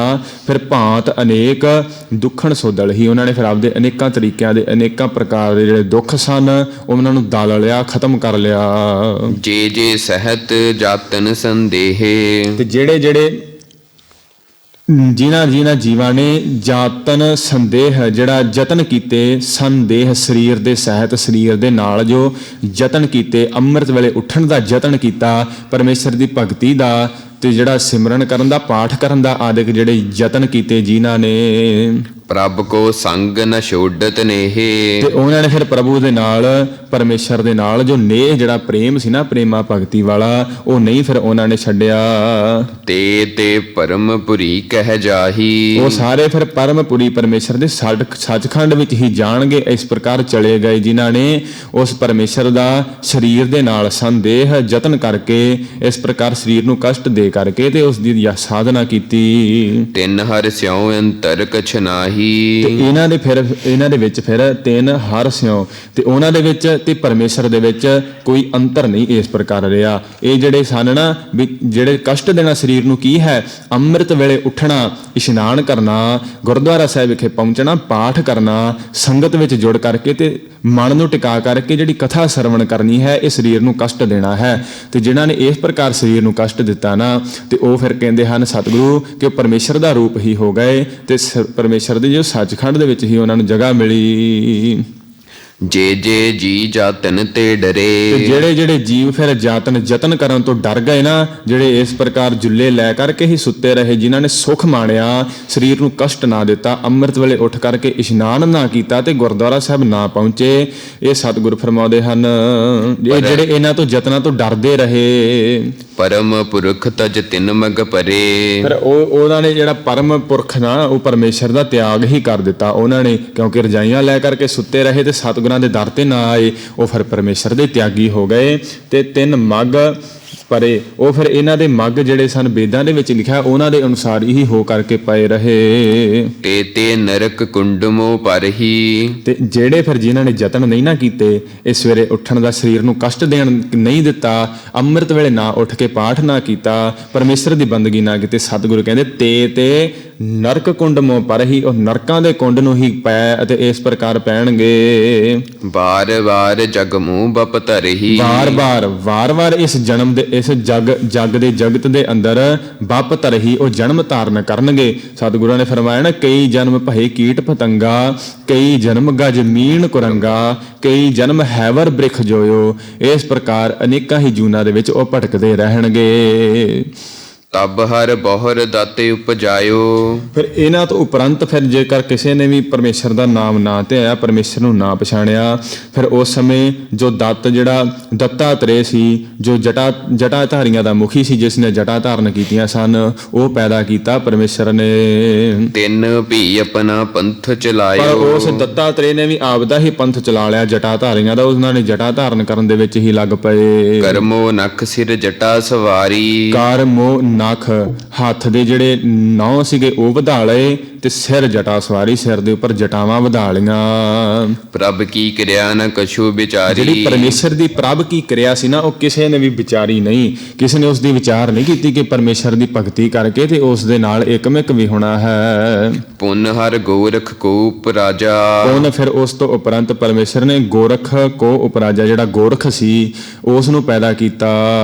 ਸਿੱਖ ਕਰੇ ਤਿਨਹੂ ਬੜ ਰਾਜਾ। ਪਰ ਗੋਰਖ ਨੇ ਵੀ ਕੀ ਕੀਤਾ ਕਿ ਸਿੱਖ ਕਰੇ, ਜਿਹੜੇ ਆਪਣੇ ਚੇਲੇ ਬਾਲ ਕੇ ਬਣਾਏ, ਤਿਨਹੂ ਵੱਡ ਰਾਜਾ, ਜਿਹੜੇ ਵੱਡੇ ਵੱਡੇ ਰਾਜੇ ਉਸਨੇ ਆਪਦੇ ਚੇਲੇ ਬਾਲ ਕੇ ਬਣਾ ਕਰਕੇ ਤੇ ਇਸ ਪ੍ਰਕਾਰ ਆਪਦੇ ਪੰਥ ਦੀ ਉਸਨੇ ਵਡਿਆਈ ਕਰਾਈ। ਸ਼ਰਵਨ ਫਾਰ ਮੁਦਰਾ ਦੁਇ ਡਾਰੀ। ਸ਼ਰਵਣ ਕੰਨ ਫਾਰ ਕੇ, ਕੰਨ ਵਿੰਨ ਕੇ ਤੇ ਮੁੰਦਰਾ ਦੋਏ ਡਾਰੀ, ਫਿਰ ਦੋਵਾਂ ਕੰਨਾਂ ਦੇ ਅੰਦਰ ਇਸ ਪ੍ਰਕਾਰ ਮੁਦਰਾ ਉਹਨਾਂ ਨੇ ਪਾ ਲਈਆਂ।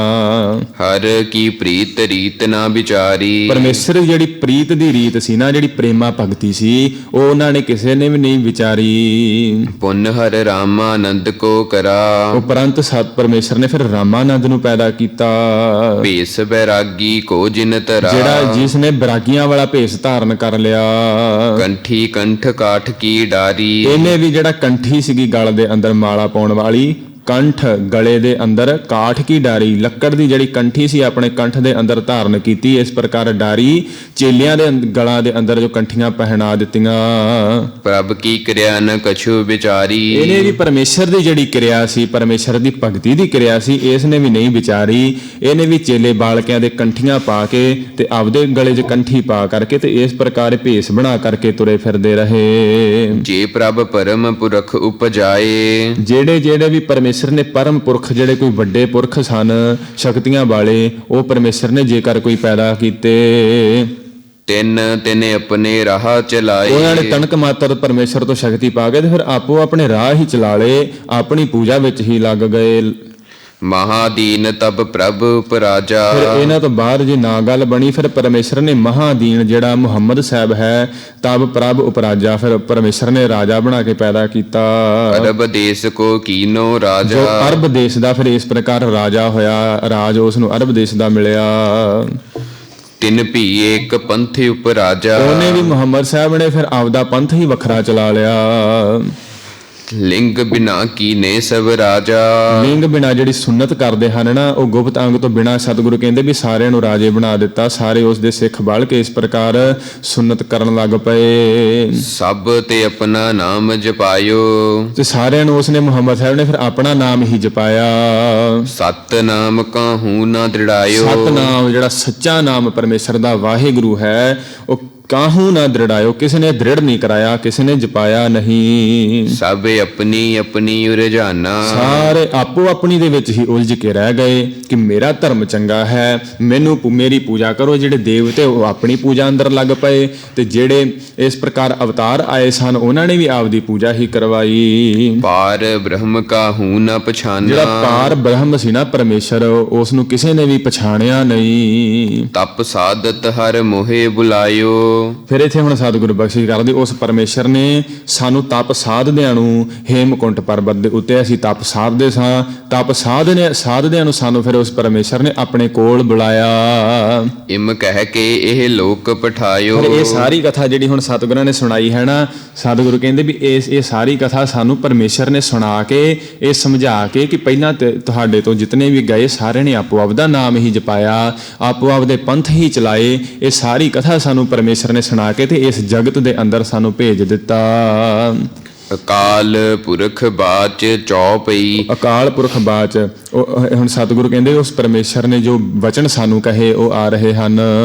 ਮੈਂ ਆਪਣਾ ਸਤ ਤੋਹੇ ਨਿਵਾਜਾ। ਅਕਾਲ ਪੁਰਖ ਕਹਿਣ ਲੱਗੇ, ਜਿਹੜਾ ਵਾਹਿਗੁਰੂ ਸੀ ਉਹ ਧੰਨ ਗੁਰੂ ਗੋਬਿੰਦ ਸਿੰਘ ਸਾਹਿਬ ਮਹਾਰਾਜ ਨੂੰ ਕਹਿਣ ਲੱਗੇ, ਮੈਂ ਆਪਣਾ ਸੁੱਤ, ਮੈਂ ਤੁਹਾਨੂੰ ਆਪਣਾ ਪੁੱਤਰ ਨਿਵਾਜ ਦਿੱਤਾ, ਆਪਣਾ ਪੁੱਤਰ ਤੁਹਾਨੂੰ ਬਣਾ ਲਿਆ। ਪੰਥ ਪ੍ਰਚੁਰ ਕਰ ਵੇਕੋ ਸਾਜਾ। ਅਤੇ ਹੁਣ ਤੁਹਾਨੂੰ ਪੰਥ ਪ੍ਰਚੁਰ, ਪੰਥ ਜਿਹੜਾ ਪੰਥ ਤੁਸੀਂ ਪ੍ਰਗਟ ਕਰਨਾ ਹੈ ਜਾ ਕੇ, ਉਸ ਦਾ ਪ੍ਰਚਾਰ ਕਰਨ ਵਾਸਤੇ ਕਰਬੇ ਕਹੋ ਸਾਜਾ, ਪੰਥ ਪ੍ਰਗਟ ਕਰਕੇ ਜਿਹੜਾ ਖਾਲਸਾ ਪੰਥ ਹੈ ਉਸ ਦਾ ਪ੍ਰਚਾਰ ਕਰਨ ਵਾਸਤੇ ਤੁਹਾਨੂੰ ਬਣਾਇਆ ਸਜਾਇਆ ਹੈ। ਜਹਾਂ ਤਹਾਂ ਤੈ ਧਰਮ ਚਲਾਏ। ਜਾਂ ਕਰਕੇ ਹੁਣ ਤੁਸੀਂ ਉੱਥੇ ਧਰਮ ਹੀ ਚਲਾਉਣਾ ਹੈ, ਜਿਹੜਾ ਧਰਮ ਦਾ ਕਾਰਜ ਹੈ ਨਾ, ਪਰਮੇਸ਼ਰ ਦਾ ਧਿਆਨ ਧਰਾਉਣਾ ਹੈ ਤੇ ਖਾਲਸਾ ਪੰਥ ਤੁਸੀਂ ਚਲਾਉਣਾ ਹੈ। ਕਬੁੱਧ ਕਰਨ ਤੇ ਲੋਕ ਹਟਾਏ। ਜਿਹੜੀਆਂ ਉੱਪਰ ਕਬੁੱਧੀਆਂ ਦੱਸ ਕੇ ਆਏ ਹਨ ਨਾ ਵੀ ਲੋਕ ਕਬੁੱਧ ਪੱਥਰ ਪੂਜਣ ਅੰਦਰ ਲੱਗ ਪਏ, ਇਹ ਦੇਵਤਿਆਂ ਦੀ ਪੂਜਾ ਵਿੱਚ ਲੱਗ ਪਏ ਸਨ। ਇਹ ਤੁਸੀਂ ਜਾ ਕਰਕੇ ਇਹ ਕਬੁੱਧ ਕਰਨ ਤੋਂ ਲੋਕ ਹਟਾਏ, ਤੁਸੀਂ ਲੋਕਾਂ ਨੂੰ ਹਟਾਉਣਾ ਹੈ ਇਹਨਾਂ ਤੋਂ। ਕਬ ਬਾਚ ਦੋਹਰਾ। ਕਬ ਬਾਚ ਸਤਿਗੁਰੂ ਆਪ ਫਰਮਾ ਰਹੇ ਹਨ ਵੀ ਕਵੀ ਆਪਦੇ ਆਪ ਨੂੰ ਕਹਿ ਕਰਕੇ ਸਤਿਗੁਰੂ ਸੰਬੋਧਨ ਕਰਦੇ ਹਨ। ਠਾਠ ਭਿਓ ਮੈਂ ਜੋਰ ਕਰ ਬਚਨ ਕਹਾ ਸਿਰ ਨਿਆਏ। ਠਾੜ ਢੱਡੇ ਨਾਲ ਸਾਧ ਸੰਗਤ, ਠਾੜ ਭਇਓ ਮੈਂ ਜੋਰ ਕਰ, ਠਾੜ ਭਇਓ ਭਾਵ ਮੈਂ ਖੜੇ ਹੋ ਕਰਕੇ, ਜੋਰ ਕਰ ਦੋਵੇਂ ਹੱਥ ਜੋੜ ਕਰਕੇ, ਬਚਨ ਕਹਾ ਸਿਰ ਨਿਆਏ ਪਰਮੇਸ਼ਰ ਦੇ ਅੱਗੇ ਮੈਂ ਇਸ ਪ੍ਰਕਾਰ ਸਿਰ ਨਵਾ ਕਰਕੇ ਤੇ ਬਚਨ ਕਹੇ। ਪੰਥ ਚਲੈ ਤਬ ਜਗਤ ਮੈਂ ਜਬ ਤੁਮ ਕਰੋ ਸਹਾਏ। ਇਹ ਪਰਮੇਸ਼ਰ ਵਾਹਿਗੁਰੂ ਤੁਸੀਂ ਜਿਹੜਾ ਇਹ ਹੁਕਮ ਲਾਇਆ ਹੈ ਪੰਥ ਚਲਾਉਣ ਦਾ, ਇਹ ਹੁਣ ਤੁਸੀਂ ਕਿਰਪਾ ਕਰੋ ਪੰਥ ਚੱਲੈ ਤਬ ਜਗਤ ਮੈਂ। ਇਹ ਪੰਥ ਉਦੋਂ ਹੀ ਚੱਲਦਾ ਰਹਿ ਸਕਦਾ ਹੈ ਜਬ ਤੁਮ ਕਰੋ ਸਹਾਏ, ਜਦੋਂ ਤੁਸੀਂ ਇਹ ਵਾਹਿਗੁਰੂ ਸਾਡੀ ਸਹਾਇਤਾ ਕਰੋਗੇ। ਚੌਪਈ ਇਹ ਕਾਰਨ ਪ੍ਰਭ ਮੋਹ ਪਠਾਇਓ। ਇਸ ਕਾਰਜ ਕਰਕੇ ਸਾਨੂੰ ਪਰਮੇਸ਼ਰ ਨੇ ਪਠਾਇਓ, ਇਸ ਜਗਤ ਦੇ ਅੰਦਰ ਮਾਤਲੋਕ ਅੰਦਰ ਭੇਜਿਆ। ਤਬ ਮੈਂ ਜਗਤ ਜਨਮ ਧਰਿਆਇਓ। ਤਾਂ ਫਿਰ ਅਸੀਂ ਇਸ ਜਗਤ ਦੇ ਅੰਦਰ ਜਨਮ ਧਰਿਆ, ਪ੍ਰਕਾਸ਼ ਧਾਰਨ ਕੀਤਾ। ਇਹ ਸਾਰਾ ਕੁਝ ਕਹਿ ਸਮਝਾ ਕੇ ਪਰਮੇਸ਼ਰ ਨੇ ਸਾਨੂੰ ਭੇਜਿਆ। ਜਿਮ ਤਿਨ ਕਹੀ ਇਨੈ ਤਮ ਕਹਿ ਹੋ। ਜਿਸ ਪ੍ਰਕਾਰ ਨੇ ਜਿਮ ਤਿਨ, ਜਿਸ ਉਸ ਪਰਮੇਸ਼ਰ ਨੇ ਜਿਸ ਪ੍ਰਕਾਰ ਸਾਨੂੰ ਗੱਲ ਕਹੀ ਸੀ, ਇਨੈ ਤਿਮ ਕਹੇ ਹੋ, ਉਸੇ ਪ੍ਰਕਾਰ ਹੀ ਅਸੀਂ ਇਹ ਸਾਰੀ ਗੱਲ ਦੱਸੀ ਹੈ। ਅਤੇ ਇਸ ਪ੍ਰਕਾਰ ਜਿਸ ਪ੍ਰਕਾਰ ਸਤ ਪਰਮੇਸ਼ਰ ਨੇ ਸਾਨੂੰ ਕਿਹਾ ਉਸੇ ਤਰੀਕੇ ਨਾਲ ਹੀ ਅਸੀਂ ਜਗਤ ਦੇ ਅੰਦਰ ਕਹਾਂਗੇ। ਔਰ ਕਿਸੂ ਤੇ ਬੈਰ ਨ ਗਏ ਹੋ। ਹੋਰ ਕਿਸੇ ਨਾਲ ਬੈਰ ਨਾ ਗਏ ਹੋ, ਅਸੀਂ ਸਾਡਾ ਕਿਸੇ ਨਾਲ ਕੋਈ ਵੈਰ ਨਹੀਂ ਹੈ। ਇਸ ਪ੍ਰਕਾਰ ਕੋਈ ਕਿਸੇ ਮਤ ਦੇ ਨਾਲ ਅਸੀਂ ਵੈਰ ਨਹੀਂ ਕਰਾਂਗੇ। ਜਿਸ ਪ੍ਰਕਾਰ ਪਰਮੇਸ਼ਰ ਨੇ ਸਾਨੂੰ ਹੁਕਮ ਲਾਇਆ ਫਰਮਾਇਆ ਹੈ, ਅਸੀਂ ਉਸੇ ਪ੍ਰਕਾਰ ਹੀ ਆਪਣਾ ਜੋ ਹੈ ਇਸ ਧਰਮ ਇਸ ਜਗਤ ਦੇ ਅੰਦਰ ਪ੍ਰਚਾਰ ਕਰਾਂਗੇ। ਜੋ ਹਮ ਕੋ ਪਰਮੇਸ਼ਰ ਉਚਰ ਹੈ। ਸਤਿਗੁਰੂ ਹੁਣ ਫਰਮਾਉਂਦੇ ਕਿ ਜੋ ਹਮ ਕਹੋ, ਹਮ ਭਾਵ ਆਪਣੇ ਆਪ ਨੂੰ, ਜਿਹੜੇ ਆਪਦੇ ਆਪ ਨੂੰ ਪਰਮੇਸ਼ਰ ਕਹਾਉਣਗੇ, ਤੇ ਸਭ ਨਰਕ ਕੁੰਡ ਮਹਿ ਪਰ ਉਹ ਸਾਰੇ ਫਿਰ ਨਰਕਾਂ ਦੇ ਕੁੰਡ ਨੂੰ ਹੀ ਜਾਣਗੇ। ਸਤਿਗੁਰੂ ਕਹਿੰਦੇ ਵੀ ਜਿਹੜੇ ਆਪਦੇ ਆਪ ਨੂੰ ਪਰਮੇਸ਼ਰ ਕਹਾਉਣਗੇ, ਇਹ ਮੁੱਖ ਅਰਥ ਲੈਣਾ ਹੈ। ਅਤੇ ਇਸ ਪ੍ਰਕਾਰ ਜੋ ਹਮ ਕੋ ਪਰਮੇਸ਼ਰ ਉਚਰੈ, ਇੱਥੇ ਸਤਿਗੁਰੂ ਨਿਮਰਤਾ ਸਹਿਤ ਪਰਮੇਸ਼ਰ ਦੇ ਅੱਗੇ ਬਚਨ ਕਰਦੇ ਹਨ ਕਿ ਜਿਹੜੇ ਹੇ ਸਿੱਖੋ, ਆਪਾਂ ਨੂੰ ਸਾਨੂੰ ਸੰਬੋਧਨ ਕਰਕੇ ਕਹਿੰਦੇ ਹਨ ਕਿ ਜੋ ਹਮ ਕੋ, ਜੋ ਸਾਨੂੰ ਪਰਮੇਸ਼ਰ ਕਹਿਣਗੇ, ਤੇ ਸਭ ਨਰਕ ਕੁੰਡ ਮਹਿ ਪਰ ਹੈ, ਉਹ ਨਰਕਾਂ ਨੂੰ ਜਾਣਗੇ। ਮੋਕੋ ਦਾਸ ਤਵਨ ਕਾ ਜਾਨੋ। ਸਤਿਗੁਰੂ ਕਹਿੰਦੇ ਮੈਨੂੰ ਉਸ ਪਰਮੇਸ਼ਰ ਦਾ ਹੀ ਦਾਸ ਜਾਣਨਾ ਕਰਨਾ ਹੈ। ਸਾਧ ਸੰਗਤ ਇੱਥੇ ਸਤਿਗੁਰਾਂ ਨੇ ਇਹ ਨਿਮਰਤਾ ਸਹਿਤ ਬਚਨ ਕਹੇ ਹਨ ਕਿ ਮੈਨੂੰ ਪਰਮੇਸ਼ਰ ਨਹੀਂ ਕਹਿਣਾ, ਮੈਨੂੰ ਉਹ ਪਰਮੇਸ਼ਰ ਦਾ ਦਾਸ ਕਰਕੇ ਜਾਣਨਾ ਹੈ। ਇੱਕ ਸਮੇਂ ਜੋ ਸੰਤ ਗਿਆਨੀ ਬਾਬਾ ਗੁਰਬਚਨ ਸਿੰਘ ਜੀ ਖਾਲਸਾ ਪਿੰਡਰਾਂ ਵਾਲੇ, ਤਿਨਾਂ ਨੂੰ ਵੀ ਕਿਸੇ ਨੇ ਬਚਨ ਕੀਤਾ ਸੀਗਾ ਇਸ ਪ੍ਰਕਾਰ ਟੌਂਟ ਮਾਰ ਕੇ ਕਿ ਧੰਨ ਗੁਰੂ ਗੋਬਿੰਦ ਸਿੰਘ ਸਾਹਿਬ ਮਹਾਰਾਜ ਤਾਂ ਕਹਿ ਰਹੇ ਹਨ ਕਿ ਜਿਹੜਾ ਮੈਨੂੰ ਪਰਮੇਸ਼ਰ ਰੱਬ ਕਹੂਗਾ ਉਹ ਨਰਕਾਂ ਨੂੰ ਜਾਊਗਾ, ਤੇ ਤੁਸੀਂ ਉਹਨੂੰ ਰੱਬ ਕਿਉਂ ਕਹਿ ਰਹੇ ਹੋ ਧੰਨ ਗੁਰੂ ਗੋਬਿੰਦ ਸਿੰਘ ਸਾਹਿਬ ਮਹਾਰਾਜ ਜੀ ਨੂੰ।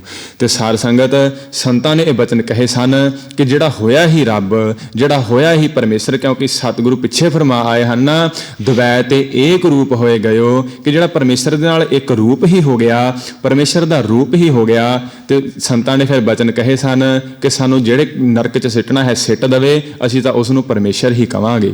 ਕਿਉਂਕਿ ਸਾਧ ਸੰਗਤ ਗੁਰਬਾਣੀ ਵਿੱਚ ਵੀ ਤਾਂ ਧੰਨ ਗੁਰੂ ਗ੍ਰੰਥ ਸਾਹਿਬ ਮਹਾਰਾਜ ਵੀ ਤਾਂ ਗੁਰੂ ਨਾਨਕ ਮਹਾਰਾਜ ਦੇ ਬਚਨ ਆਉਂਦੇ ਹਨ, ਨੀਚਾਂ ਅੰਦਰ ਨੀਚ ਜਾਤ, ਨੀਚੀ ਹੂੰ ਅਤ ਨੀਚ, ਨਾਨਕ ਤਿਨ ਕੈ ਸੰਗ ਸਾਥ ਵੱਡਿਆ ਸਿਉ ਕੈ ਰੀਸ। ਉੱਥੇ ਤਾਂ ਧੰਨ ਗੁਰੂ ਨਾਨਕ ਦੇਵ ਮਹਾਰਾਜ ਜੀ ਨੇ ਵੀ ਆਪਣੇ ਆਪ ਨੂੰ ਨੀਚ ਕਿਹਾ ਹੈ, ਫਿਰ ਆਪਾਂ ਗੁਰੂ ਨਾਨਕ ਮਹਾਰਾਜ ਨੂੰ ਥੋੜੀ ਨੀਚ ਕਹਾਂਗੇ। ਉਹ ਤਾਂ ਹੋਏ ਤਾਂ ਪਰਮੇਸ਼ਰ ਹੀ। ਕਹੋ ਨਾਨਕ ਹਮ ਨੀਚ ਕਰਮਾਏ, ਸਤਿਗੁਰਾਂ ਦੇ ਬਚਨ ਆਉਂਦੇ ਹਨ, ਮੈਂ ਮੂਰਖ ਕੀ ਕੇਤਕ ਬਾਤ ਹੈ, ਕੋਟ ਪਰਾਧੀ ਤਰਿਆ ਰੇ। ਸਾਧ ਸੰਗਤ ਇਸ ਦੁਚਿੱਤੀ ਅੰਦਰ ਨਹੀਂ ਪੈਣਾ। ਸਤਿਗੁਰਾਂ ਨੇ ਇਹ ਨਿਮਰਤਾ ਸਹਿਤ ਨਿਮਰ ਭਾਵ ਦੇ ਅੰਦਰ ਇਹ ਸਤਿਗੁਰਾਂ ਨੇ ਬਚਨ ਕਹੇ ਹਨ ਕਿ ਜੋ ਸਾਨੂੰ ਪਰਮੇਸ਼ਰ ਕਹਿਣਗੇ ਉਹ ਨਰਕਾਂ ਨੂੰ ਜਾਣਗੇ, ਪਰ ਜਿਹੜੇ ਹੋਏ ਹੀ ਪਰਮੇਸ਼ਰ ਸੰਤਾਂ ਨੇ ਬਚਨ ਕਹੇ ਅਸੀਂ ਤਾਂ ਉਹਨਾਂ ਨੂੰ ਪਰਮੇਸ਼ਰ ਹੀ ਕਵਾਂਗੇ। ਮੋਕੋ ਦਾਸ ਤਵਨ ਕਾ ਜਾਨੋ। ਮੈਨੂੰ ਸਤਿਗੁਰੂ ਕਹਿੰਦੇ ਵੀ ਮੈਨੂੰ ਉਸ ਪਰਮੇਸ਼ਰ ਦਾ ਦਾਸ ਜਾਣਨਾ ਕਰੋ। ਜਾਂ ਮੈਂ ਭੇਦ ਨ ਰੰਚ ਪਛਾਨੋ। ਜਾਂ ਮੈਂ ਇਸ ਗੱਲ ਦੇ ਅੰਦਰ ਕੋਈ ਭੇਦ ਰੰਚ ਮਾਤਰ ਵੀ ਕੋਈ ਭੇਦ ਨਾ ਜਾਣਿਓ, ਕਿ ਮੈਨੂੰ ਪਰਮੇਸ਼ਰ ਦਾ ਦਾਸ ਹੀ ਜਾਣਨਾ ਕਰੋ।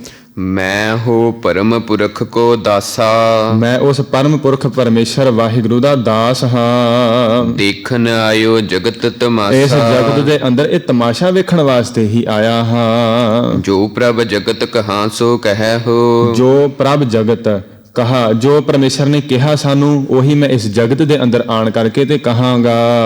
ਮ੍ਰਿਤ ਲੋਗ ਤੇ ਮੋਨ ਨ ਰਹਿ ਹੋ। ਮ੍ਰਿਤ ਲੋਕ ਤੇ ਇਸ ਮਾਤ ਲੋਕ ਦੇ ਅੰਦਰ ਆਣ ਕਰਕੇ ਨਾ ਤੇ ਮੋਨ ਨਾ ਰਹੇ ਹੋ। ਮੈਂ ਕਿਸੇ ਦਾ ਡਰ ਭੌ ਕਰਕੇ ਚੁੱਪ ਨਹੀਂ ਬੈਠਾਂਗਾ। ਉਸ ਪਰਮੇਸ਼ਰ ਦੇ ਪੰਥ ਦਾ ਜਿਹੜਾ ਪ੍ਰਚਾਰ ਕਰਨ ਵਾਸਤੇ ਮੇਰਾ ਪਰਮੇਸ਼ਰ ਨੇ ਮੈਨੂੰ ਭੇਜਿਆ ਹੈ, ਉਸੇ ਦਾ ਪ੍ਰਚਾਰ ਕਰਾਂਗਾ ਤੇ ਮੈਂ ਕਿਸੇ ਤੋਂ ਡਰ ਖੌਫ ਕਰਕੇ ਤੇ ਚੁੱਪ ਨਹੀਂ ਰਹਾਂਗਾ। ਇਹ ਸਾਧ ਸੰਗਤ ਸਤਿਗੁਰਾਂ ਨੇ ਇੱਥੋਂ ਤੱਕ 33 ਪੌੜੀਆਂ ਤੱਕ ਇਹ ਸਤਿਗੁਰਾਂ ਨੇ ਬਖਸ਼ਿਸ਼ ਕੀਤੀ ਹੈ। ਅੱਗੇ ਜੋ ਇਸ ਅਧਿਆਏ ਦੀਆਂ ਸਾਧ ਸੰਗਤ ਜੋ 64 ਪੌੜੀਆਂ ਹਨ ਉਹ ਅੱਧੀਆਂ ਹੋ ਗਈਆਂ ਹਨ। ਇਸ ਪ੍ਰਕਾਰ ਨਾਲ 33 ਹੋ ਗਈਆਂ ਤੇ ਬਾਕੀ ਜਿਹੜੀਆਂ ਪੌੜੀਆਂ ਹਨ ਉਹ ਕੱਲ੍ਹ ਨੂੰ ਆਪਾਂ ਕੱਲ੍ਹ ਦੇ ਦੀਵਾਨਾਂ ਅੰਦਰ ਸਰਵਣ ਕਰਾਂਗੇ ਕਿ ਜਿਸ ਪ੍ਰਕਾਰ ਬਖਸ਼ਿਸ਼ ਕਰ ਰਹੇ ਹਨ ਸਤਿਗੁਰੂ ਕਿ ਮੈਂ ਇਸ ਜਗਤ ਦੇ ਅੰਦਰ ਆਣ ਕੇ ਜੋ ਮੈਨੂੰ ਪਰਮੇਸ਼ਰ ਨੇ ਆਖਿਆ ਮੈਂ ਉਹੀ ਕਰਾਂਗਾ ਕਿ ਇਸ ਪ੍ਰਕਾਰ ਨਾਲ ਨਾ ਮੈਂ ਜਟਾਂ ਵਧਾਊਂਗਾ, ਨਾ ਕਿਸੇ ਪੱਥਰ ਪੂਜਣ ਦੇ ਅੰਦਰ ਸਿੱਖ ਸੰਗਤਾਂ ਨੂੰ ਲਾਊਂਗਾ, ਸਾਰਿਆਂ ਨੂੰ ਪਰਮੇਸ਼ਰ ਦੇ ਨਾਲ ਹੀ ਜੋੜਾਂਗਾ। ਇਹ ਅੱਗੇ ਸਤਿਗੁਰਾਂ ਦੇ ਬਚਨ ਆਉਣੇ ਹਨ। ਤੇ ਇਸ ਤੋਂ ਉਪਰੰਤ ਜਿਹੜਾ 7ਵਾਂ ਅਧਿਆਏ ਅਗਲਾ ਹੈ ਉਸ ਦੇ ਅੰਦਰ ਜੋ ਸਤਿਗੁਰਾਂ ਨੇ ਪਟਨਾ ਸ਼ਹਿਰ ਵਿਖੇ ਭਵ ਲਿਓ ਵਾਲੇ ਬਚਨ ਹਨ ਉਹ ਆਪਾਂ ਸੰਖੇਪ ਰੂਪ ਅੰਦਰ ਆਰੰਭ ਵਿੱਚ ਸਰਵਣ ਕਰ ਲਏ ਸਨ, ਕਿਉਂਕਿ ਅੱਜ ਸਤਿਗੁਰਾਂ ਦਾ ਪ੍ਰਕਾਸ਼ ਪੁਰਬ ਹੈ। ਇਸ ਪ੍ਰਕਾਰ ਨਾਲ ਆਪਾਂ ਆਉਣ ਵਾਲੇ ਦੀਵਾਨਾਂ 'ਚ ਉਹਨਾਂ ਨੂੰ ਇਸ ਸਮੁੱਚੇ ਰੂਪ ਅੰਦਰ ਸਾਰਾ ਇਹਨਾਂ ਨੂੰ ਵਿਸਥਾਰ ਨਾਲ ਸਰਵਣ ਕਰਾਂਗੇ। ਇੱਥੋਂ ਤੱਕ ਸਤਿਗੁਰਾਂ ਨੇ ਬਖਸ਼ਿਸ਼ ਕੀਤੀ। ਆਈ ਹੋਈ ਸਾਰੀ ਹੀ ਸੰਗਤ ਨੂੰ ਜੀਓ ਆਇਆ ਧੰਨਵਾਦ। ਸਤਿਗੁਰਾਂ ਦੇ ਪਵਿੱਤਰ ਪ੍ਰਕਾਸ਼ ਪੁਰਬ ਦੀ ਸਾਰੀ ਹੀ ਸੰਗਤ ਨੂੰ ਰੋਮ ਰੋਮ ਕਰਕੇ ਵਧਾਈ ਹੋਵੇ। ਇਤਨੀਆਂ ਕੁ ਹਾਜ਼ਰੀਆਂ ਪ੍ਰਵਾਨ ਕਰਨੀਆਂ ਜੀ। ਕਥਾ ਵਿਚਾਰ ਕਰਦਿਆਂ ਗੁਰਬਾਣੀ ਦਾ ਉਚਾਰਨ ਕਰਦਿਆਂ ਅਨੇਕਾਂ ਗਲਤੀਆਂ ਹੋ ਗਈਆਂ ਹਨ। ਸਤਿਗੁਰੂ ਬਖਸ਼ਣਹਾਰ ਬਖਸ਼ ਲੈਣ। ਇਸੇ ਪ੍ਰਕਾਰ ਨਾਲ ਹੁਣ ਸਾਰੀ ਸਮਾਪਤੀ ਹੈ ਜੀ। ਮੋਹ ਪਰਮ ਪੁਰਖ ਕੋ ਦਾਸਾ। ਮੈਂ ਹੋ ਪਰਮ ਪੁਰਖ ਕੋ ਦਾਸਾ। ਦੇਖਨ ਆਇਓ ਜਗਤ ਤਮਾਸਾ। ਜੋ ਪ੍ਰਭ ਜਗਤ ਕਹਾ ਸੋ ਕਹਿ ਹੋ। ਮ੍ਰਿਤ ਲੋਗ ਤੇ ਮੋਨ ਨ ਰਹੇ ਹੋ। ਵਾਹਿਗੁਰੂ ਜੀ ਕਾ ਖਾਲਸਾ ਵਾਹਿਗੁਰੂ ਜੀ ਕੀ ਫਤਿਹ। ਹੇ ਅਚੁੱਤ ਹੈ ਪਾਰ ਬ੍ਰਹਮ ਅਬਿਨਾਸੀ ਅਗਨਾਸ। ਹੇ ਪੂਰਨ ਹੈ ਸਰਬ ਮੈਂ ਦੁਖ ਭੰਜਨ ਗੁਰਤਾਸ। ਹੇ ਸੰਗੀ ਹੈ ਨਿਰੰਕਾਰ ਹੇ ਨਿਰਗੁਣ ਸਭ ਟੇਕ। ਹੇ ਗੋਬਿੰਦ ਹੈ ਗੁਣ ਨਿਦਾਨ ਜਾ ਕੈ ਸਦਾ ਵਿਵੇਕ। ਹੇ ਅਪਰੰਪਰ ਹਰ ਹਰੇ ਹੈ ਭੀ ਹੋਵਨ ਹਾਰ। ਹੇ ਸੰਤਹ ਕੈ ਸਦਾ ਸੰਗ ਨਿਧਾਰਾ ਆਧਾਰ। ਹੇ ਠਾਕੁਰ ਹਉ ਦਾਸਰੋ ਮੈਂ ਨਿਰਗੁਣ ਗੁਣ ਨਹੀਂ ਕੋਇ। ਨਾਨਕ ਦੀਜੈ ਨਾਮਦਾਨ ਰਾਖੋ ਹੀਐ ਪਰੋਏ। ਆਏ ਪ੍ਰਭ ਸਰਣਾਗਤੀ ਕਿਰਪਾ ਨਿਧ ਦਇਆਲ। ਏਕ ਅੱਖਰ ਹਰ ਮਨ ਬਸਤ ਨਾਨਕ ਹੋਤ ਨਿਹਾਲ। ਵਾਹਿਗੁਰੂ ਨਾਮ ਜਹਾਜ ਹੈ ਚੜੇ ਸੋਤਰੇ ਪਾਰ। ਜੋ ਸ਼ਰਧਾ ਕਰ ਸੇਵਦੇ ਗੁਰ ਪਾਰ ਉਤਾਰਨ ਹਾਰ। ਜੋ ਸ਼ਰਧਾ ਕਰ ਸੇਵਦੇ ਗੁਰ ਪਾਰ ਉਤਾਰਨ ਹਾਰ। ਵਾਹਿਗੁਰੂ ਜੀ ਕਾ ਖਾਲਸਾ ਵਾਹਿਗੁਰੂ ਜੀ ਕੀ ਫਤਿਹ।